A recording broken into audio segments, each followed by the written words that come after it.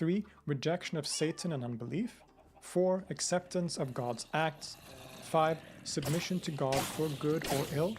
6. Truthfulness. And 7. Mutual help and solidarity between fellow Druses. But another aspect of Druze history and practice that makes it somewhat hard to know things for sure is that they have often practiced what is known as taqiyya. Now, this is a term that is widely misunderstood and misrepresented in discourse today, but it's a principle that has been employed mainly within Shia Islam to argue that it is permissible to hide one's religious identity, as Shi'is for example, in order to avoid persecution and oppression. So say for example that you are a Shi'i Muslim living in a predominantly Sunni Muslim land, and specifically maybe in a Sunni polity that is very anti-Shia. So they will persecute and maybe even, in worst case scenario, might even want to be violent against Shi'is in some way. Many Shi'i scholars have thus argued that it is permissible to practice taqiyya, to hide your identity as a Shia and instead outwardly perform the religion as a Sunni. You will pray in Sunni mosques and, outwardly project yourself as a Sunni while inwardly still holding to your Shia belief. So that is what taqiyya is. And generally, it's accepted within Shi'ism, of course, because Shi'ism has always been a minority, so it's understandable. Whereas in Sunni Islam, it's generally rejected as never permissible to hide your identity as such. The Druze also adopted this practice, and this is heavily related to their esotericism.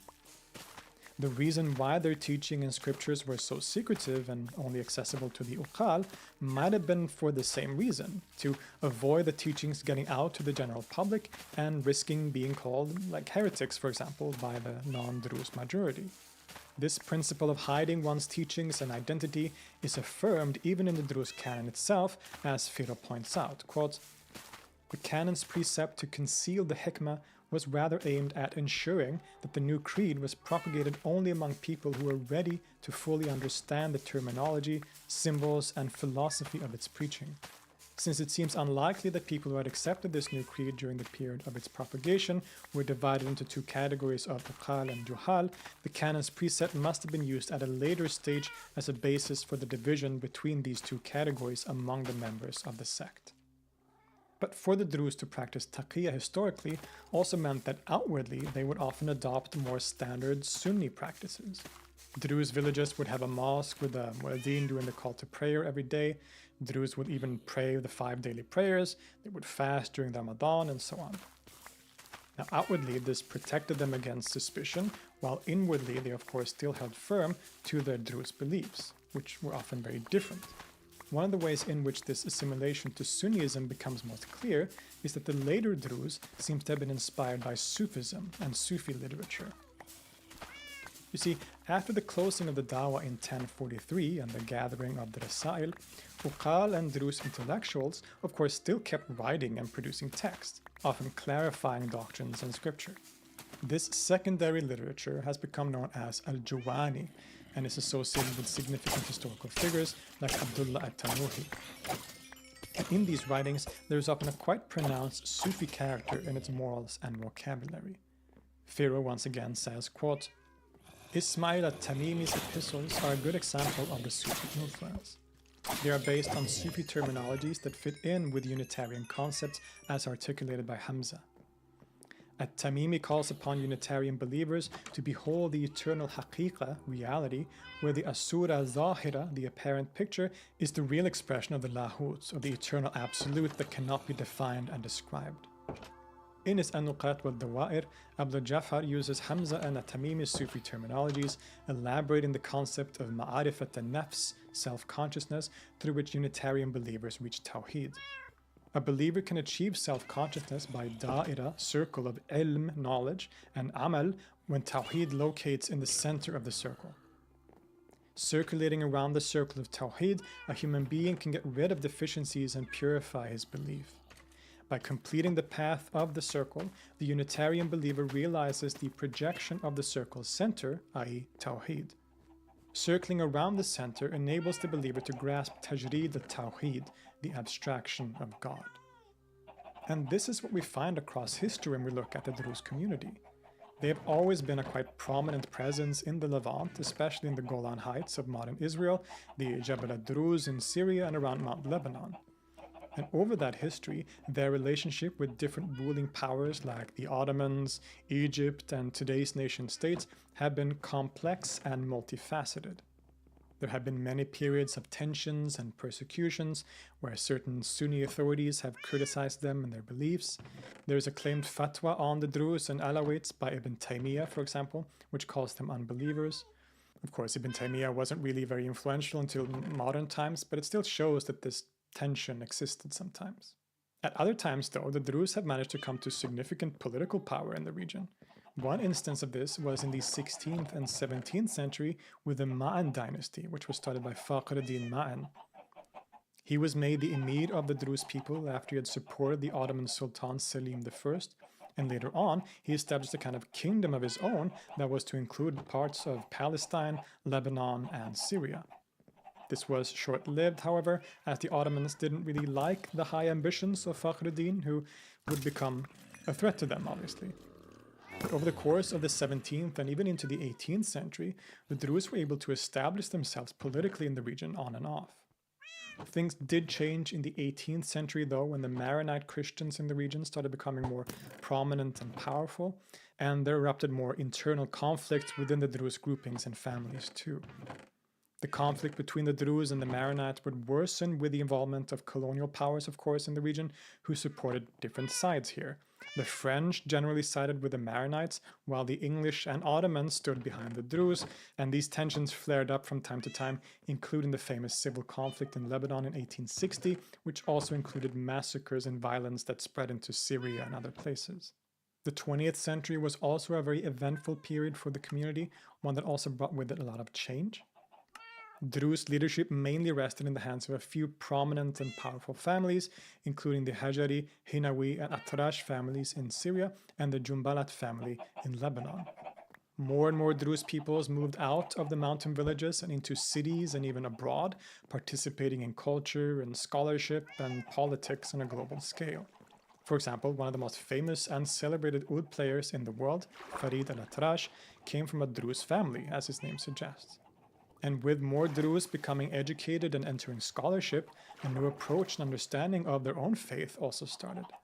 Instead of only looking to the Uqal, the clergy, for religious leadership, many Druze now turned to Druze intellectuals, who sometimes included the Juhal, the lay people who wrote and spoke about the faith from a scholarly perspective. There was, in other words, a kind of democratization of the faith, both within the community itself, but also making some of its teachings and sources available to scholars on a global scale. But this has also meant that there have been efforts to interpret or present the Druze faith in different ways by different people as a response to the many ideological movements of the 20th century. For example, due to movements like Pan-Arabism, there were efforts by Druze writers to emphasize their closeness to Islam. Führer writes, quote, "By adopting modern ideologies such as nationalism and Islamic reformism, Druze intellectuals and leaders search for ways to adapt the Druze faith to those modern ideologies using the selective approach of consulting primary sources. Whereas originally taqiyya had been the practice of pretending to follow Sunni doctrine, these intellectuals and leaders now emphasize the Islamic character of the Druze doctrine. The success of the intellectuals to introduce new interpretation of the Druze faith stems from the division between the Uqal and Juhal, since the latter receive information about their faith only through oral transmission or secondary sources supplied by the Druze intellectuals. And a similar tendency could also be found among non-Druze Muslim writers who argued for the Islamic character of the Druze religion. All of this was part of the wider ideologies of the century that grew as a response to colonialism and which sought to establish unity among the region's different peoples. And this has also led to an unfortunate obsession with the ethnicity of the Druze. Some, including Israel, wanted to emphasize that the Druze were not Arabs, probably partly, of course, to avoid this unifying tendency and the threat it could entail, whereas others, including many Druze themselves, instead emphasized their Arabness and, as we saw, even closeness to Islam as a religion. And even Western scholars often got involved in these debates in their publications. Thankfully, these questions are mostly abandoned by scholars today. Certainly, the Druze people are an Arabic-speaking people, but aside from that, it's complicated. Politically, things have been very complicated and varied too. With the establishment of the State of Israel in regions where a lot of Druze lived, there have been tensions and various different approaches to the situation in that region. Druze peoples have served in the IDF, for instance, and have been criticized for it by outsiders, while many other Druze leaders have very clearly taken a pro-Palestinian stance. So it is, in other words, complicated again. But these are tensions that we can still feel almost daily at this point in the events taking place in the region. Similarly, in the more recent situation in Syria after the revolution in 2011, the Druze position has been varied. Originally, many Druze seem to have sided with the Assad regime, whereas later on many have expressed the opposite view. And this is also a fundamental aspect of what is going on currently today in the region. This is not a political channel, so we're only briefly touching on these points because they are important in order to understand the position of the Druze in the modern Middle East. As we mentioned in the beginning, estimates show that there are about 1 million Druze alive today. The majority, around 50%, live in Syria, another maybe 40% in Lebanon, and a much smaller amount in Israel, Palestine, and Jordan, maybe around 10%. All these numbers are uncertain, but approximately it's around these numbers. There's also a quite sizable diaspora community around the world in places like the Americas, West Africa, and Australia. Some estimates show that about 100,000 Druze live outside of the Levant today. So that's what's that, like 10%? 100,000 to 1 million? That's 10%, right? What we have mainly been focusing on is, of course, the quote-unquote religious aspects of the faith, their theology, their practices, and philosophy, and all those aspects. And I hope this episode has given you a better overview of what the Druze faith is all about. It's a very significant, very prominent, and important religious minority group in the Middle East. And all the things we've talked about today play into the situation in the current world that we find in that region. And it remains to be seen how the future of the community will look. Thank you so much for listening and for watching. I want to remind you once again, as I did in the beginning, that I have just released a new song with my project Zini. It's called Tasting. It's a fun song. If you like music, if you like my music, if you like alternative rock and with Middle Eastern influences, then it might just be for you. So check that out through my link tree in the description. It's on all the streaming platforms and on YouTube. I would also like to extend a special thank you, as always, to my Patreon community who keep this channel going monetarily. None of this would be possible without you, so thank you from the bottom of my heart. I would highly appreciate if anyone else wanted to become a Patreon as well. So there are links to that also in the description. But there are other ways of supporting. You can leave a one-time donation through PayPal or on Patreon. But you can also simply like the video or subscribe to the channel and click that bell button and leave a comment and keep the discussion going there. It all helps so much and I very, very much appreciate it. So thank you so much. If you're interested in following me in my work generally, you can find me on my socials, on Instagram and TikTok and all over the place. You can also check out my other channel where you find my music again. I post my music not only on the streaming platforms, but also on that other channel, simply. One of the greatest opponents of the medieval Catholic Church was undoubtedly heresy. Not only did Catholic clerics fear aberrant preaching would lead their flock away from the saving grace of orthodoxy, but heretical sects presented a very real challenge to the temporal power of the Church, subverting its institutions and sacraments, violating its tenets, and depriving it of social, political, and financial influence. Of all the medieval Christian heresies, one of the greatest and hardest to uproot has to have been that of the Cathars, a dualist belief system which denied the Trinity and preached that the earth was the creation of the malevolent God of the Old Testament. Catharism became deeply entrenched in the society of southern France in the 12th and 13th centuries, apparently well respected by their neighbours for their asceticism at a time when corruption was rife in the powerful and opulent Catholic Church. Cathar holy men and women, for the Cathars believed both to be spiritually equal, travelled about the region known as the Languedoc, spreading their beliefs and finding huge numbers of adherents. it was not long before Catharism aroused the ire of one of the most powerful institutions in medieval Europe, the papacy. The Holy See was unwilling to tolerate this most blatant challenge to its authority, right in the heart of Christendom. When attempts to sway the heretics with preaching failed, the Church unleashed a decades-long wave of bloodshed, first with a full military crusade launched against the Languedoc, and ending with a reign of terror carried out by the feared and hated Inquisition, whose methods have been compared to the great political purges carried out in 20th century dictatorships. The fury unleashed upon the Cathars slowly but inexorably broke the duelists. Brutalized, persecuted, murdered, they were unable to withstand the decades of oppression meted out by the Church of Rome, eventually succumbing in the early 14th century. Although effectively annihilated, the Cathars had a significant and lasting impact on the fabric of the Languedoc, both socially and physically. Their theology was evidently attractive, their holy men and women well respected. Today, we will therefore attempt to answer the question, who were the Cathars? In theological terms, Catharism arguably has its origins in Manichaeism, a system of religious belief originating in 3rd century Persia, which incorporated elements of Christianity, paganism, and Gnosticism. Founded by the prophet Mani, Manichaeism became incredibly popular throughout the 3rd to 7th centuries AD, spreading throughout the Middle East, westwards into the Roman Empire, and stretching as far east as China. Mani was believed by his followers to have been the final prophet after Zoroaster, Buddha, and Jesus Christ, incorporating elements of all these respective belief systems.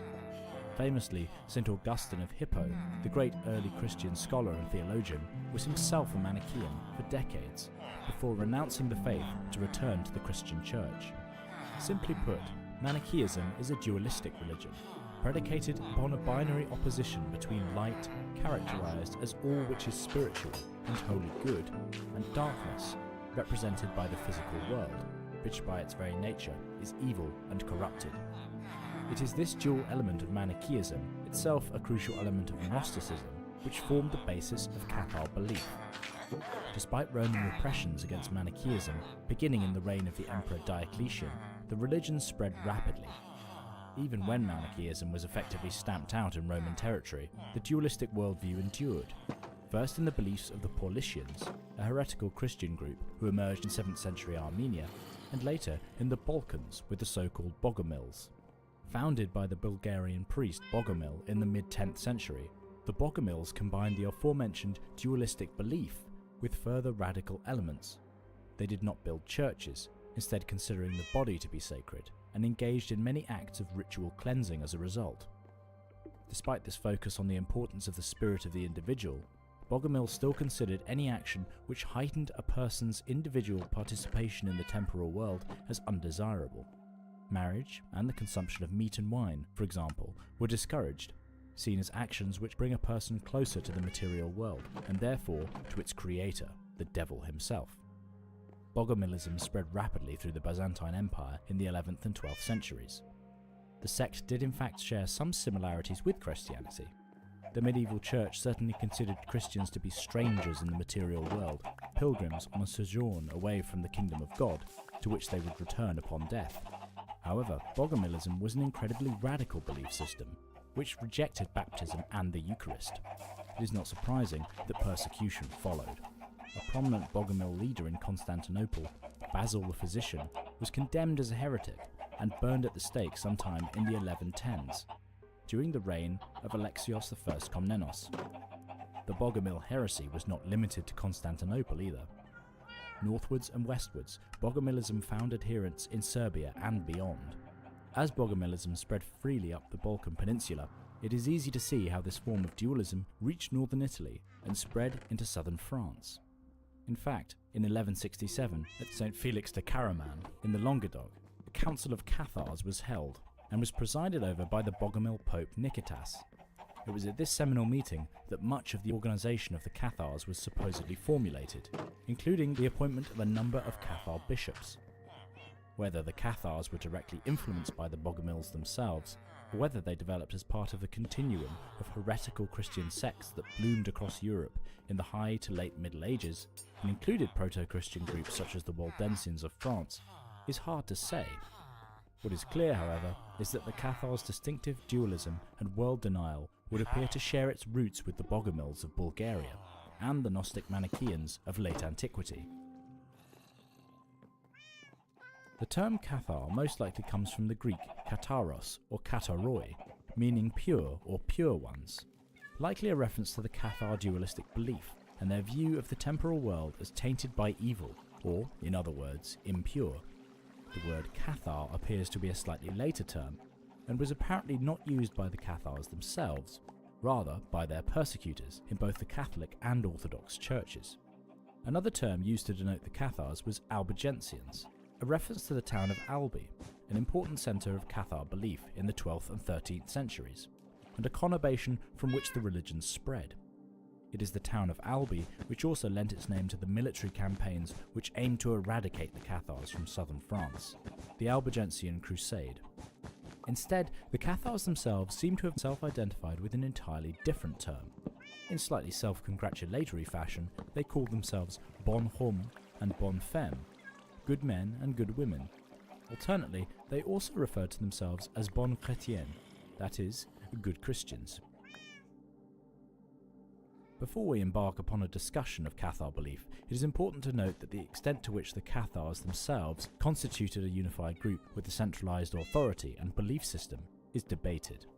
Add to that the fact that our sources for Cathar doctrine come primarily from Catholic churchmen, who are naturally somewhat biased, and from persecuted Cathars, many of whom were subjected to interrogation by torture, and it is easy to see how we must be wary of any authoritative claims on the nature of Cathar belief.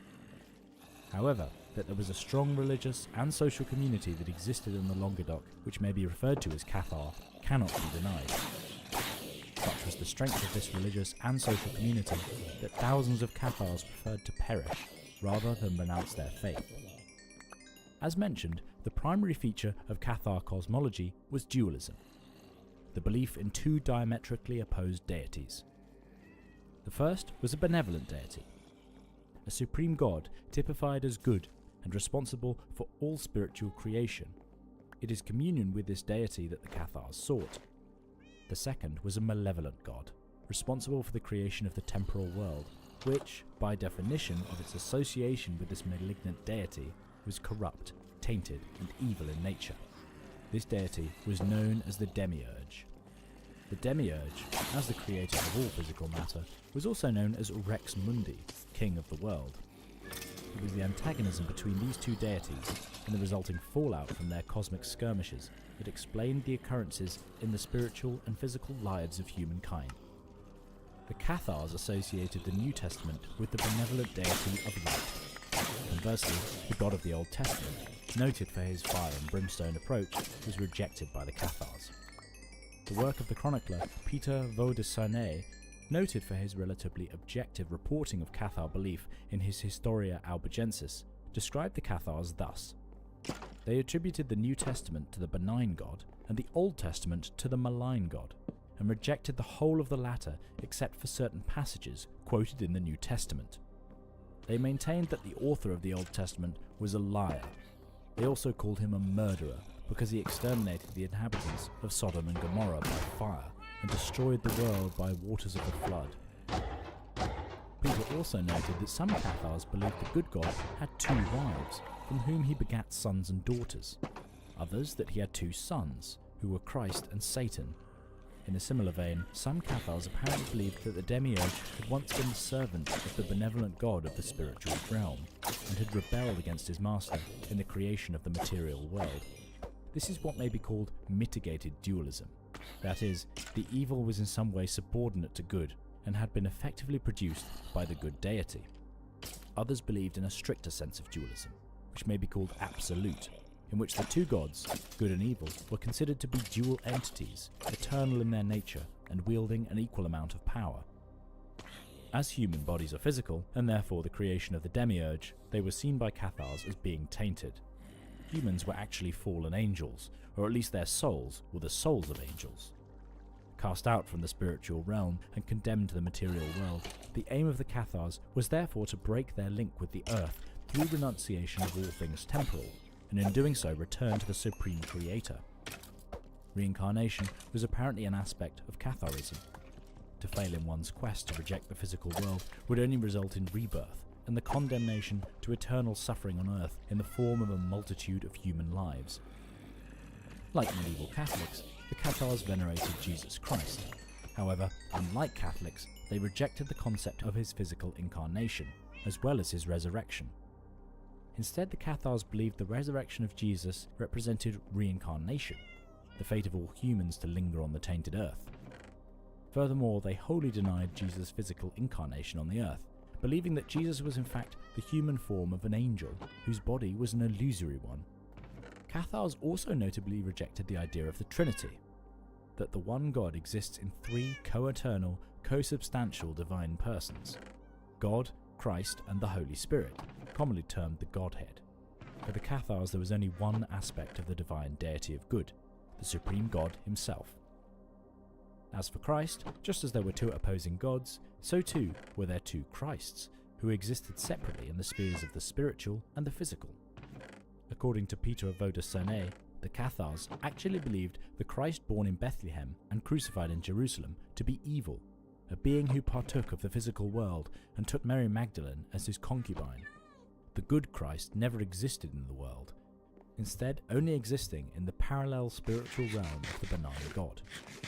Aside from the incarnation, the resurrection of Christ and the Trinity, the Cathars also denied other fundamental aspects of Catholicism, namely transubstantiation, the idea that during the Eucharist the bread and wine changes into the blood and body of Christ, purgatory, and confirmation ceremonies. The Catholic Church was rejected wholesale. They say that the Roman Church was a den of thieves and the harlots spoken of in the Book of Revelations.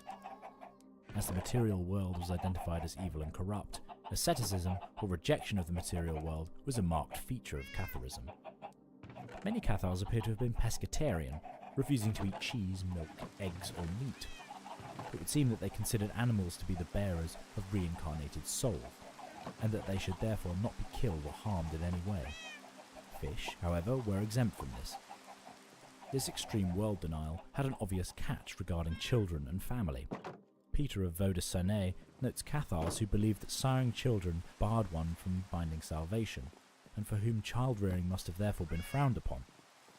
Ranier Sacconi, a 13th century inquisitor, noted that, also, it is a common opinion of all the Cathari that carnal marriage is always a mortal sin, and that the future punishment of adultery and incest will not be greater than that of lawful matrimony. However, many Cathars clearly did have families. As noted earlier, in one version of Cathar cosmology, the supreme good deity possessed two wives and begat children. Evidently, Cathars adhering to this teaching did have children and believed that it would not prevent them from entering the kingdom of heaven. Despite rejecting the Catholic Church as a corrupt organisation, tainted by the evils of the temporal earth, the Cathars do appear to have had some form of church organisation of their own, albeit a very loose one. The Cathar Council, held in 1167 at St. Felix de Caraman, notably attended by the Bogomil Pope, apparently divided Cathar congregations in a similar fashion to the existing Catholic dioceses in the Languedoc, namely the bishoprics of Toulouse, Carcassonne and Agen, added to the already existing bishopric of Albi. Charters were also drawn up for the creation of these churches. Cathar bishops were supported by two officials, the Filius Major and the Filius Minor, and a number of deacons who aided the bishops in their pastoral role. However, beyond the office of bishop, there was no priesthood who existed to act as intermediaries between the people and God. Instead, there was a different kind of twofold division amongst the Cathar faithful: perfecti and credentes. Perfecti, or perfects, referring to themselves as bon homme or bonne femme, for women were not barred from becoming perfects either, were in no way clerics. Rather, they were holy men and women of exceptional piety, a piety they generally expressed through extreme asceticism. Perfecti would follow a strict pescatarian diet, refrain from all sexual contact, and practice material renunciation, living lives of extreme poverty. This world denial was intended to break the soul's link to the physical world, allowing the angelic spirit within the Perfecti to escape the cycle of death and rebirth and return to the spiritual realm of the benevolent deity. Despite having no official role, the Perfecti were viewed with great reverence and respect by the remainder of the Cathar flock, known as Credentes, or believers. Perfecti would travel throughout Cathar lands, often in pairs and dressed in solemn black robes, ministering to the Credentes and spreading Cathar teachings. When not travelling, the Perfecti would live in small communities, or even at the courts of nobles. Houses maintained by female Perfecti would often house young Cathar noblewomen, many of whom would go on to become Perfecti themselves. The Credentes would renounce their earthly lives and also join the ranks of the Perfecti when they believed their spiritual journey to be nearing completion. It appears that the other great duty of the Perfecti was to administer the Consolamentum, a ritual unique to the Cathars, a washing away of sins accrued during the time a person spent on the earth. Crucially, it was the ritual of Consolamentum which admitted a Cathar to the ranks of the Perfecti, and as such, it carried with it enormous spiritual weight. As a world-denying religion without a priesthood, the Cathars had very few sacraments. Indeed, as we have discussed earlier, they rejected wholesale all the rituals of the Catholic Church, such as Eucharist. Their primary sacrament was known as Consolamentum, carried out by bishops and Perfecti. The 13th century inquisitor, Ranier Sacconi, noted that it was alternately called spiritual baptism, or baptism of the Holy Spirit. The intention of the ritual was to purge a person of the sins and corruption which they had accumulated through dwelling on the evil earth, enabling them to draw closer to the benevolent supreme God, and, it was hoped, to return to that realm upon their death. The actual ceremony itself appears to have involved recitation of scripture, in particular the Lord's Prayer, as it was spoken by Christ in the New Testament. The initiate would then also have to recite and accept the obligations undertaken by the Perfecti, refraining from eating meat, sexual contact, and pledging to travel about ministering to the Cathar Credentes. It also contained, according to multiple sources, the laying on of hands, a common religious practice which in Christianity is generally used to invoke the Holy Spirit. Upon completion of the Consolamentum, the Cathar would become one of the Perfecti, obliged to don their distinctive black robes and live as an extreme ascetic for the remainder of their days. This was, of course, an exceptionally radical step which few were willing to accept. As a result, the majority of the Cathars appear to have only performed the sacrament upon their deathbed. Peter of Vaux-de-Cernay, in his description of the Consolamentum, is amused by the fact that, as he sees it at least, many Cathars used the deathbed Consolamentum to avoid the worst excesses of a life of temporal renunciation. Indeed, they considered that however sinful a man might have been, then provided he had undergone this laying on of hands on his deathbed, and so long as he was able to recite the Lord's Prayer, he would gain salvation and consolation to the extent that he would immediately fly up to heaven without making any amends or reparations for wrongs he had committed. Beyond the Consolamentum, the Cathars did have some other sacraments. One such ritual was the Convenientia, which served as a kind of initiation ceremony into Catharism, in the form of a pledge to take the Consolamentum during one's lifetime. Another was known as Appelliamentum, a kind of ceremonial confession which featured prayers, often in the presence of 100 or more other Cathars. As noted by Ranier Sacconi, the confession was a public affair and included the following recitation: "I am before God and you to make confession, and to accuse myself of all my sins which are in me in any way, and to receive from you all pardon from God and from yourselves." It appears that by the late 12th century AD, the Cathars had become a major part of the social fabric of the Languedoc. Despite the very extreme form of asceticism that fully fledged Catharism demanded, Cathars apparently existed in very great numbers, although it seems likely that the majority of these were not Perfecti, but rather believers who had pledged to one day take the Consolamentum, whilst living most of their lives in a relatively ordinary fashion, having families, eating meat, and generally participating in the world. It has even been suggested that a good number of what might be considered Cathars were not even believers who had pledged to take the Consolamentum, and therefore, officially, were not members of the sect. Instead, it may be that they were sympathizers, people who supported the activities of the Perfecti through provision of lodging and food, perhaps attending Cathar rituals semi-regularly. The extreme poverty of the Perfecti was notable, a spiritually prestigious act which demanded respect from the population, whether they were Cathar or not. Indeed, Sumption notes that at the siege of Montsegur in 1244, where one of the final redoubts of Cathar resistance was quashed, the soldiers defending the castle were for the most part not officially Cathars, until a mass convenientia ceremony was held.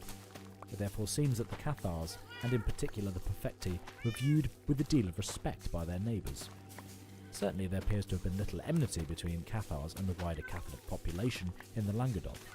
The way in which Cathars considered women to be spiritual equals to men was no doubt a refreshing change to the dictates of medieval Catholicism regarding the perennial association between the fairer sex and sin, and the apparent existence of houses run by female perfecti, often populated with the wives and daughters of prominent nobles and citizens, perhaps attest to this. Anti-clericalism, opposition to the excesses of the bureaucracy and opulence of the Catholic Church, was certainly very popular in the south of France during the 12th century, and would no doubt have contributed to wider support for Catharism. In any case, the Cathars were apparently fully integrated into the Languedoc by the time the Albigensian Crusade was called, much to the consternation of various Catholic preachers, such as Bernard of Clairvaux. Families would no doubt have had both Cathar and Catholic members. People would have had friends and associates who were Cathar. Nobles themselves and members of their court belonged to the sect. A knight, Pons Adhemar of Rodilia, when questioned by a cleric regarding the heretics in his locality, responded, "We know them well." When asked why the heretics were not therefore shunned and expelled, the knight replied, rather tellingly, "We cannot do that, for we were raised with them, and we have relatives among them, and we see that they lead honest and decent lives." It is clear to see why the Catholic Church considered the Cathars to be heretics. Their denial of the Trinity, the incarnation of Christ, and the refutation of the existence of hell and purgatory subverted Catholic orthodoxy, and in the eyes of clerical leadership represented a major threat both to the spiritual salvation of the citizens of the Languedoc and more cynically to the power and authority of the Catholic Church. In 1145, Bernard of Clairvaux, later Saint Bernard, upon hearing reports of the spread of heretical beliefs in the south of France, visited the Languedoc. His preaching, for which he was renowned, met with a very mixed reaction. Although successful in the city of Albi, Bernard was laughed out of a number of villages, where his appeals were met with derision. He returned to his monastery in Champagne, declaring the Languedoc to be a land of heresies in need of a great deal of preaching. However, for the most part, large-scale attempts at combating the spread of the Cathar heresy through preaching in the south of France were not undertaken. By the 1160s, the Catholic Church really began to pay attention. Groups of Cathars and similar heretical groups appeared to be operating across Europe, from southern France to Germany, Italy to England.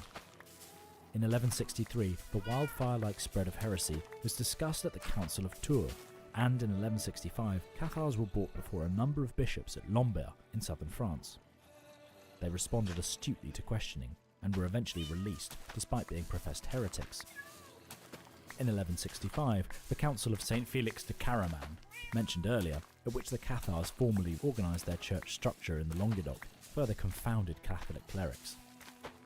Preaching missions in the 1170s, like the efforts of Bernard, were met with little success, and the 1179 Lateran Council, which had agreed that the use of force was legitimate in suppressing heresy, had done little to stymie the spread of Catharism.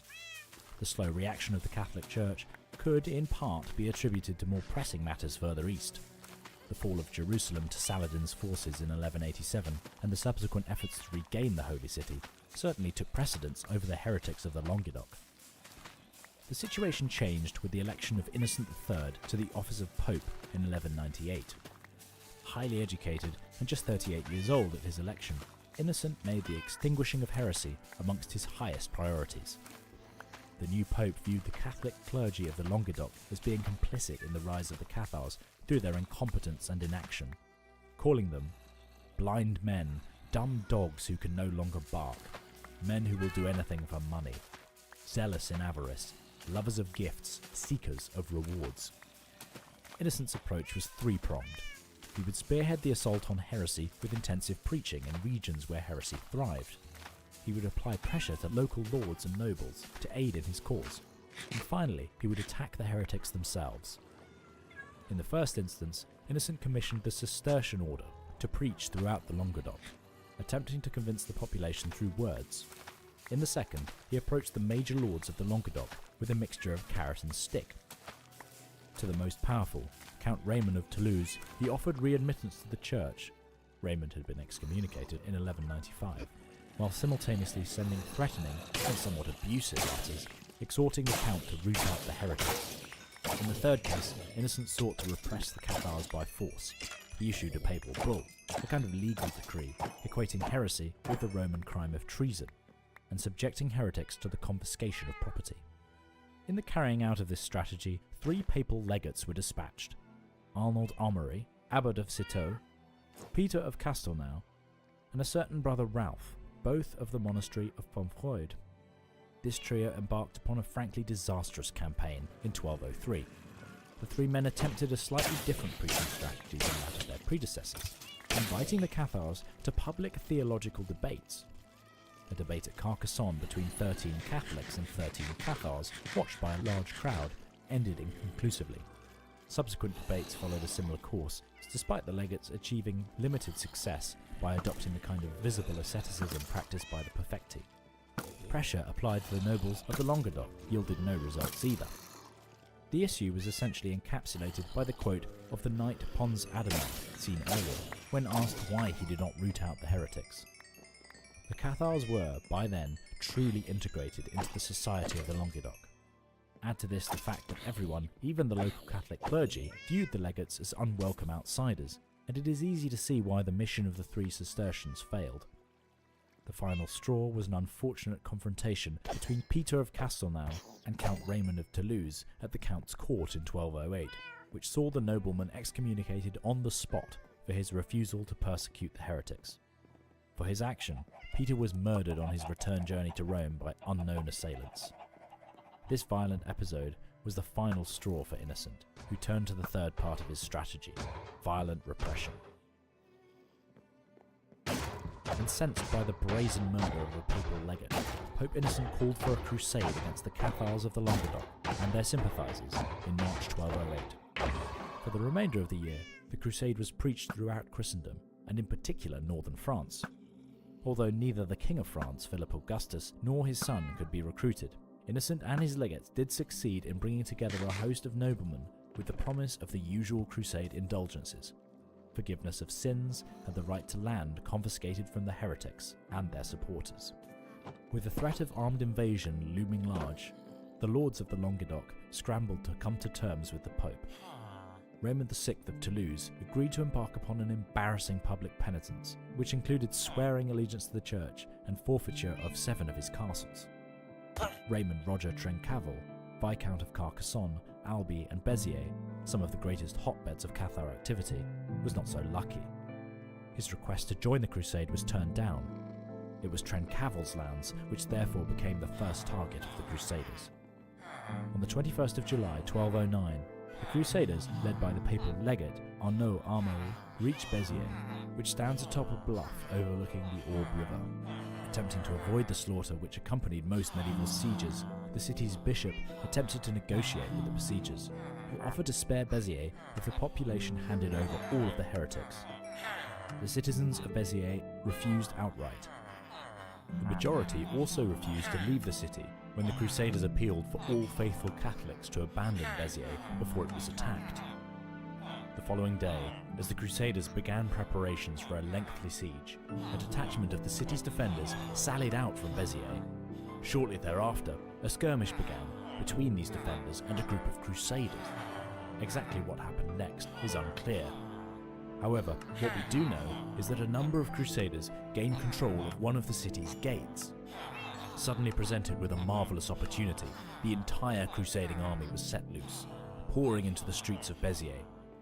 The city was subjected to a vicious sack.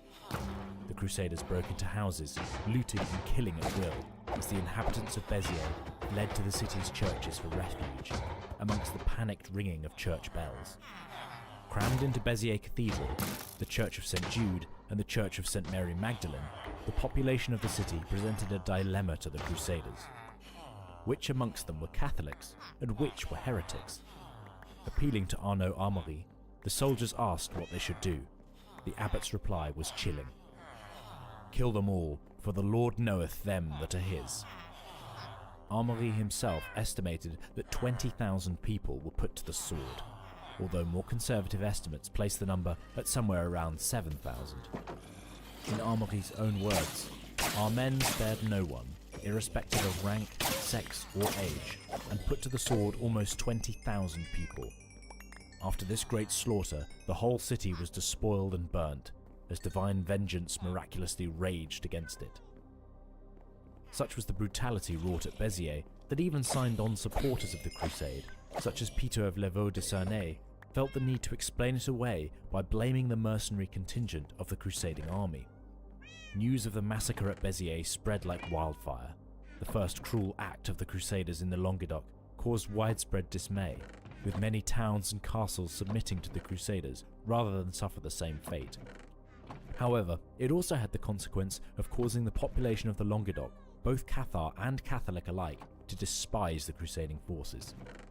Narbonne fell without a fight, and Amaury's forces reached Carcassonne, still held by Raymond Roger Trencavel, by the 1st of August 1209. Lacking water, the garrison did not last long.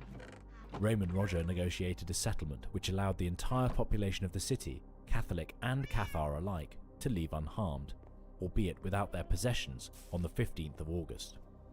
A relatively minor noble by the name of Simon de Montfort was chosen to replace the dispossessed Trencavel as Lord of Carcassonne.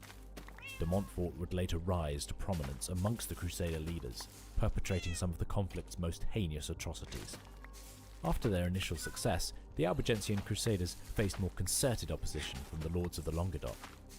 Opposition that would continue throughout the Albigensian Crusade until its conclusion with the Treaty of Paris in 1229. The fortunes of both the southern lords and the Crusaders ebbed and flowed, as towns and castles were taken by the Crusaders, recaptured and then taken again. The brutality that had begun with the horrific events at Béziers continued throughout the conflict. At the conclusion of the siege of Minerve in July 1210, the first mass burning of Cathars was carried out. 140 perfecti were burned in the valley below the town. It would not be the last time that such a punishment was meted out. An entire video could be dedicated to covering the military maneuvers of the Albigensian Crusade. Perhaps I will cover this in a future video. From 1210 to 1213, de Montfort conducted a campaign of terror in the Languedoc, sacking castles and towns, burning hundreds of Cathar perfecti, and crucially, amassing enormous political power for himself. After defeating Peter II of Aragon, who claimed lordship over the Languedoc, at the Battle of Muret on the 12th of September 1213, de Montfort effectively established control over the region. His universally unpopular reign came to an end in June 1218, when his head was unceremoniously obliterated by a catapult-launched stone propelled from the walls of Toulouse, which he was besieging. The crusade dragged on until 1229 and was only ended by the intervention of the French crown. Louis VIII and his son Louis IX, or rather his regent mother Blanche of Castile, effectively ended the conflict by employing a brutal scorched earth policy, which ensured the final surrender of the lords of the Languedoc. Despite the burnings and brutality of the crusade, Catharism apparently remained strong throughout the south of France, as many of the perfecti retreated to more remote locations, such as the hilltop stronghold of Montsegur and Queribus. Innocent III did not get to witness the end of the violence he had begun, as he died in 1216. Pope Gregory IX, realising a more precise approach than full-blown military invasion would be required to uproot the Cathars, set in motion an institution that would grow to instill fear across the Languedoc and beyond: the Inquisition. Inquisitors were appointed in Albi, Toulouse and Carcassonne, tasked with seeking out and eliminating heretics. Upon entering a town or village, the Inquisitors would deliver a sermon and extract from their audience a profession of faith and an oath against heresy. The population were encouraged to inform on fellow citizens whom they suspected of heresy. Being a perfect was, of course, considered heresy, as was sheltering or aiding a perfect, witnessing a consolamentum, and failing to report a heretic. Even the dead were not spared from accusation. Once discovered, Cathars were subjected to intensive questioning. as the Inquisitors attempted to extract as many names of other suspects as possible. Inquisitors had the power to search property at will, and people on their deathbed were watched with increased suspicion lest they take the Consolamentum. Cathars who voluntarily confessed and promised to renounce their beliefs were resettled in areas with no known heretic and forced to wear clothing affixed with 2 yellow crosses. Those who were not so forthcoming with a confession and the unrepentant suffered the gruesome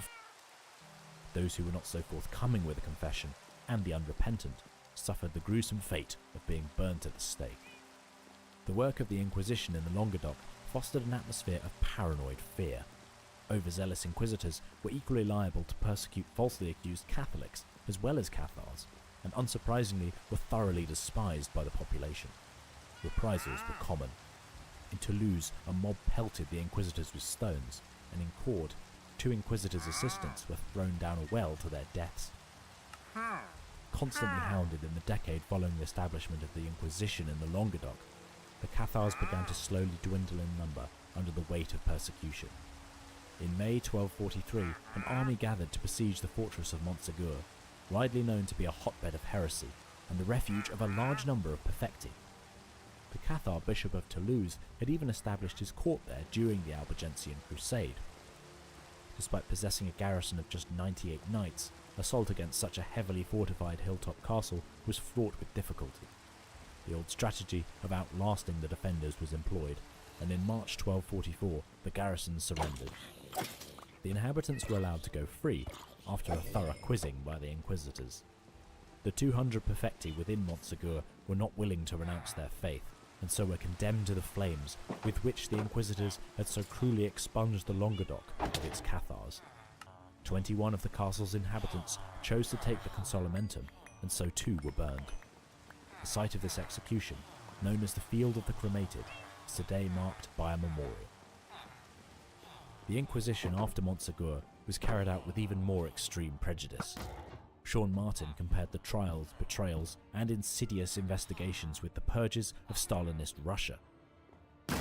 With the fall of Montségur in 1244 and the last hilltop stronghold of Queribus in 1255, the Cathars lost their final places of refuge. Deprived of safety, Catharism endured for some decades in a clandestine form, largely thanks to the deep roots it had put down in the Languedoc.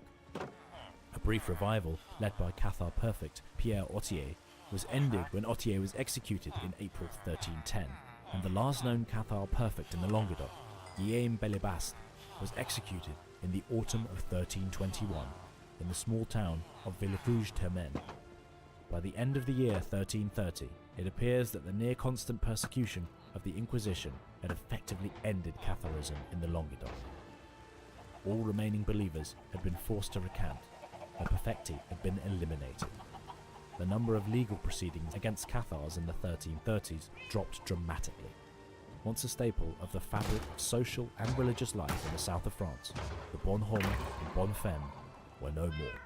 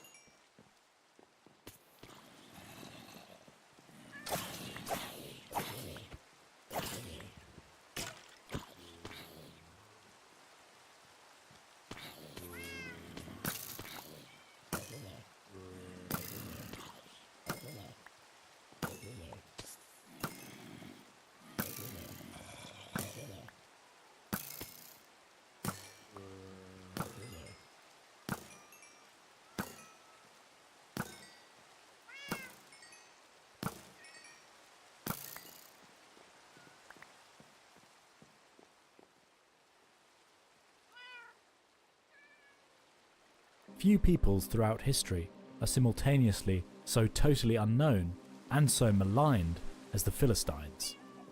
The name alone has become a pejorative byword for an uncultured and uncouth individual. We mostly know of the Philistines from the Bible, where they are the enemies of the people of Israel, a violent lot whose sole aim appears to be subjugating and brutalizing the Israelites. Of course, the Bible is a religious text, and as such can't be expected to report the enemies of the Israelites in an unbiased way. The Philistines are a narrative tool, the arch-enemy of the book's protagonists. They provide some of the Bible's greatest villains: Delilah, seducer and betrayer of Samson, and Goliath, the arrogant giant slain by the humble David.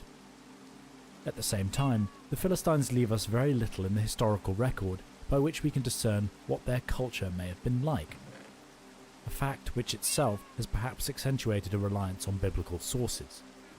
We do not know what language the Philistines spoke, what alphabet they used, what their culture held dear. Their gods are unclear, and their origins are an enduring mystery.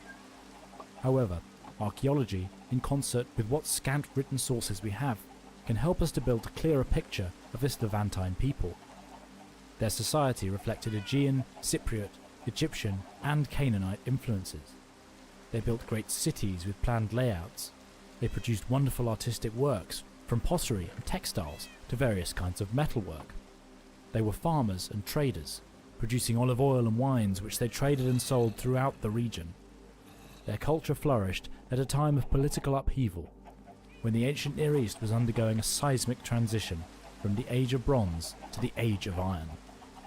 Today we will try to discern the answer to this question: who were the Philistines?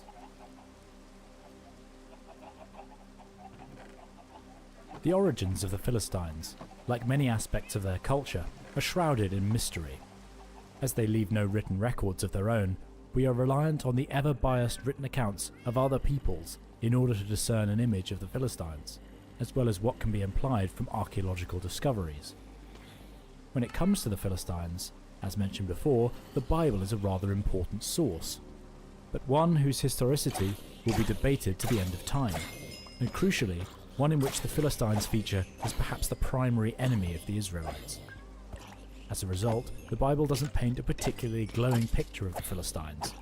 Not only are they violent enemies, but they are also decadent and rich, occupying fertile lands and taking advantage of nearby trade routes. Of course, the word Philistine has come to be a byword for an anti-intellectual brute, a narrow-minded individual hostile to the arts and culture. In any case, what is fascinating is that both written and archaeological sources appear to suggest that the Philistines were not native to the southern Levant, or at least that many elements of their culture were not native to that region. So much so that the scholarly consensus generally agrees that the Philistines were most likely Aegean in their origins. Traditional historical narratives hold that this originally Aegean people came to the southern Levant against the backdrop of the late Bronze Age collapse, a period of social and political upheaval during the 12th century BC, which saw the power of traditional empires in the Near East decline dramatically. The causes for this collapse, whether social, environmental, or by military invasions of a group known as the Sea Peoples, is debated. Clues in biblical accounts of the Philistines appear to point to foreign influences on their culture. The famous combat between the future King David and the giant Philistine Goliath, relayed in the first book of Samuel, contains a telling clue. It has been suggested that the fact that the Philistines send forth Goliath as their champion to engage in single combat is indicative of a practice particular to the Mycenaean kingdoms. This famous tale could therefore hint at an Aegean origin for the Philistines. Beyond the Bible, descriptions of the Philistines are much harder to come by. However, one important source is ancient Egypt. In Egyptian pictorial descriptions of the Sea Peoples, a group of tribes supposed to have attacked Egypt and other areas of the eastern Mediterranean at around the year 1175 BC, there features a group named as the Peliset. These Peliset have, by modern scholarship, come to have been identified as the Philistines. Often shown wearing distinctive hats with a large plume, these Peliset are actually depicted the most out of all the various sea peoples in Egyptian sources. as they attacked the Near East in the reign of the pharaoh Ramesses III. Texts accompanying these Egyptian reliefs, found on pylons at Medinet Habu, report that the Sea Peoples, the Peliset amongst them, travelled from Anatolia through the Levant and into Egypt, engaging in battle with the forces of the pharaoh at the Battle of the Delta, a battle which saw the hitherto rampant Sea Peoples defeated and scattered. What became of the Peliset after their defeat is hard to discern. However, further Egyptian sources may provide us with the answer. Inscriptions from Medinet Habu describe the defeated Sea Peoples as being incorporated into the Egyptian Empire, no doubt forced to pay homage and tribute to the pharaohs. Note that the term Nine Bows is one used in Egyptian sources to refer to foreign enemies. As for the Nine Bows, I have taken away their land and their boundaries. They are added to mine. Their chiefs and their people come to me with praise. It may well be the case that the defeated Peliset were resettled to the north of Egyptian territory, in the southern Levant, over which the Egyptian pharaohs exercised political hegemony. Certainly the cities which we designate as Philistine were almost all originally Canaanite in their foundation. Although traditionally assumed to have been violent, the archaeological record of the cities, which would go on to form the basis of Philistia, the area in which the Philistines lived, display no signs of widespread destruction during the late 13th and early 12th centuries BC, and no texts relating to the Sea Peoples report an invasion of Canaan itself. Instead, it would seem that the introduction of Philistine pottery in the region, which is usually utilised as a measure of the spread of Philistine culture, was a peaceful affair, suggesting that the Philistines did not violently conquer the southern Levant. Furthermore, Philistine archaeological finds appear to point to a foreign origin, specifically an Aegean one. Pottery in particular led this charge. Early Philistine pottery bears striking resemblances to contemporary Mycenaean pieces in terms of design, with geometric, linear and floral motifs, and first appears in the southern Levant at the very start of the Iron Age. Philistine architecture appears to feature notable departures from local vernacular. Technology utilised by the Philistines appears to be quite different to that used in the southern Levant. Kilns display notable Aegean designs, architectural layouts and features, like bathtubs, column bases and hearths, are all a departure from the styles of the region. What is also intriguing is that these Aegean technologies and influences did not wholly replace the native Canaanite ones. Rather, the two appear to exist side by side in Philistine cities. For example, after the supposed conquest of Philistia, Canaanite cooking wares can be found throughout Philistine territory. This implies two things: that the Philistines were unlikely to have expelled the native Canaanites from their newly conquered lands, and that Philistine culture developed as a kind of hybrid, incorporating elements of Aegean, Canaanite, and even Egyptian culture.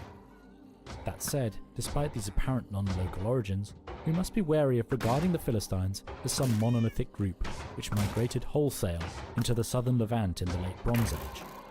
Increasingly, it is thought that the Philistines may perhaps have been made up of a number of peoples who migrated to the region, bringing with them different cultures and technologies, and who underwent an ethnogenesis in the area to form the culture which we now know as the Philistines. Accordingly, the appearance of the Philistine culture is not the result of a monolithic migration event from Mycenaean Greece, as presented in the past. Rather, this culture coalesced from various peoples, with different geographical, cultural and socio-political backgrounds, who settled in Philistia at the end of the late Bronze and early Iron Age, merging multiple non-local and local social, political and cultural elements. These groups underwent a process of ethnogenesis, forming an entangled entity that came to be known as the Philistine culture. In a similar vein, what is also fascinating is the way in which recent research appears to suggest that the labels previously thought to be solid markers of ethnicity or nationality, such as Israelite and Philistine, are in fact not such clear indicators. Rather, it has been suggested that geography and socio-economics are far more reliable markers of how people in the southern Levant lived. For example, that the coastal cities on the Mediterranean and in the valleys of the Shephelah, where the Philistines dwelt, tended to be richer and surrounded by fertile ground than settlements in the hills of Judea, where the Israelites lived. It naturally follows that the inhabitants therefore lived in very different styles, necessitated by economic reality. Riemann believes that we should understand the relationships between the Israelites and Philistines not as an ethnic or cultural antagonism, but as a coastal versus hill country one. It may well be that the ethnic differences between Israelite and Philistine was not so great as the Bible would wish to portray. The Philistine territory, known as Philistia, was made up of 5 cities, themselves known as the Philistine Pentapolis. These cities were contained in the region known as Palestine. In fact, the word Philistine comes to English via Latin and Greek from the Hebrew Pelishtim. They are referred to as the people of the Pelesheth, Philistia, and it is from this origin that the Latin name from the region, Palestina, developed. Ekron was the northernmost city, and the only city which was a new Philistine foundation, for the rest of the Philistine cities were originally Canaanite foundations. To the south of Ekron was Gath, whose exact location is still a matter of some debate. Some scholars have suggested that it was located at the site known as Tel Es-Safi. To the west was Ashdod, a major city mentioned in the Bible as the center of Philistine religion.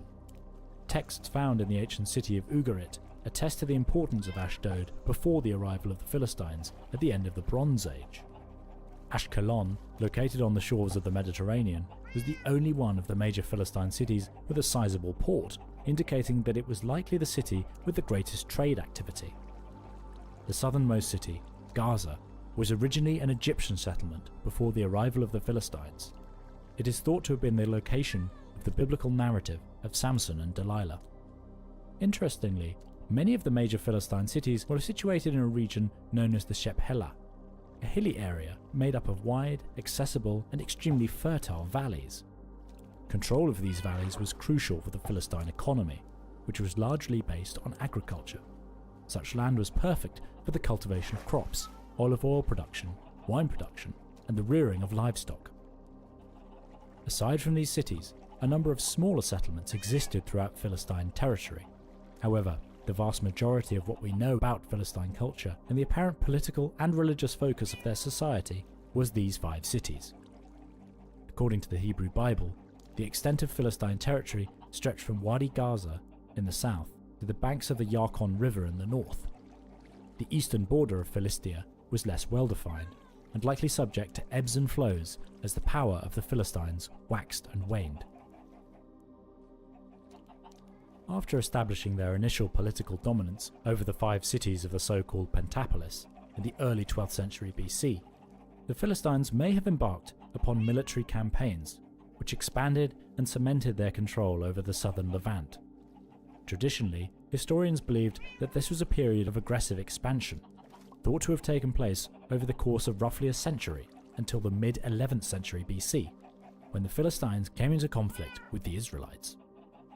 During this period, cities in the Jezreel Valley, such as Megiddo and Afula, may have come under Philistine hegemony, as indicated by the discovery of a good deal of Philistine goods, in particular pottery from this time period. Many cities across this region have also yielded examples of Philistine pottery. In the case of Megiddo, these pottery pieces are accompanied by evidence of physical destruction, perhaps suggesting that the inhabitants of the city resisted Philistine aggression. The opposite appears to be the case for Afula, as very little evidence of violence has been found, suggesting that a peace was negotiated with the conquerors, or else that the city submitted. However, many scholars believe that the presence of Philistine pottery in this region may not indicate political hegemony at all, but rather trade. This is particularly reinforced by the fact that Philistine pottery in the area appears in very small numbers. If the Philistines did in fact establish political control over the Jezreel Valley, it cannot have been more than a relatively light administration by elites. Scholars increasingly believe that the idea that the Philistines violently invaded the southern Levant is an inaccurate one. Certainly, it is not really supported by the archaeological record. Instead, it may well be that the flourishing of Philistine power and culture at the very end of the Bronze Age and beginning of the Iron Age was more down to the decline in Egyptian power in the region during the late Bronze Age collapse. With the need to pay large tributes to their Egyptian overlords removed, the cities of Philistia increased in population and urban area, becoming increasingly successful economic centres. The Bible describes a series of protracted conflicts between the Israelites and the Philistines. Naturally, we must be wary of the historicity of the Bible concerning the Philistines, as it is, after all, a religious text primarily concerned with depicting the Israelites as God's chosen people. But it does give us an intriguing narrative concerning Philistine-Israelite relations. It should also be noted that the sharp social and ethnic distinctions drawn between these two peoples by the Bible are thought by some scholars to be vastly exaggerated. It has been argued instead that economics were far more important in defining the way these groups lived, with the Israelites dwelling in the less fertile and poorer hill regions, while the Shephelah and the coastal regions were occupied by the Philistines. These theological and ethnic demarcations, made in order to stabilize Judean identity, do not reflect historical reality. Generally, the Bible, and in particular the Book of Judges, the Book of Samuel, and the books of Chronicles, describe the Israelites as being politically dominated by the Philistines. The period of the Judges, when the Israelites were organized around a loose confederation of tribes, is thought to have lasted from the mid-12th to the late 11th century BC.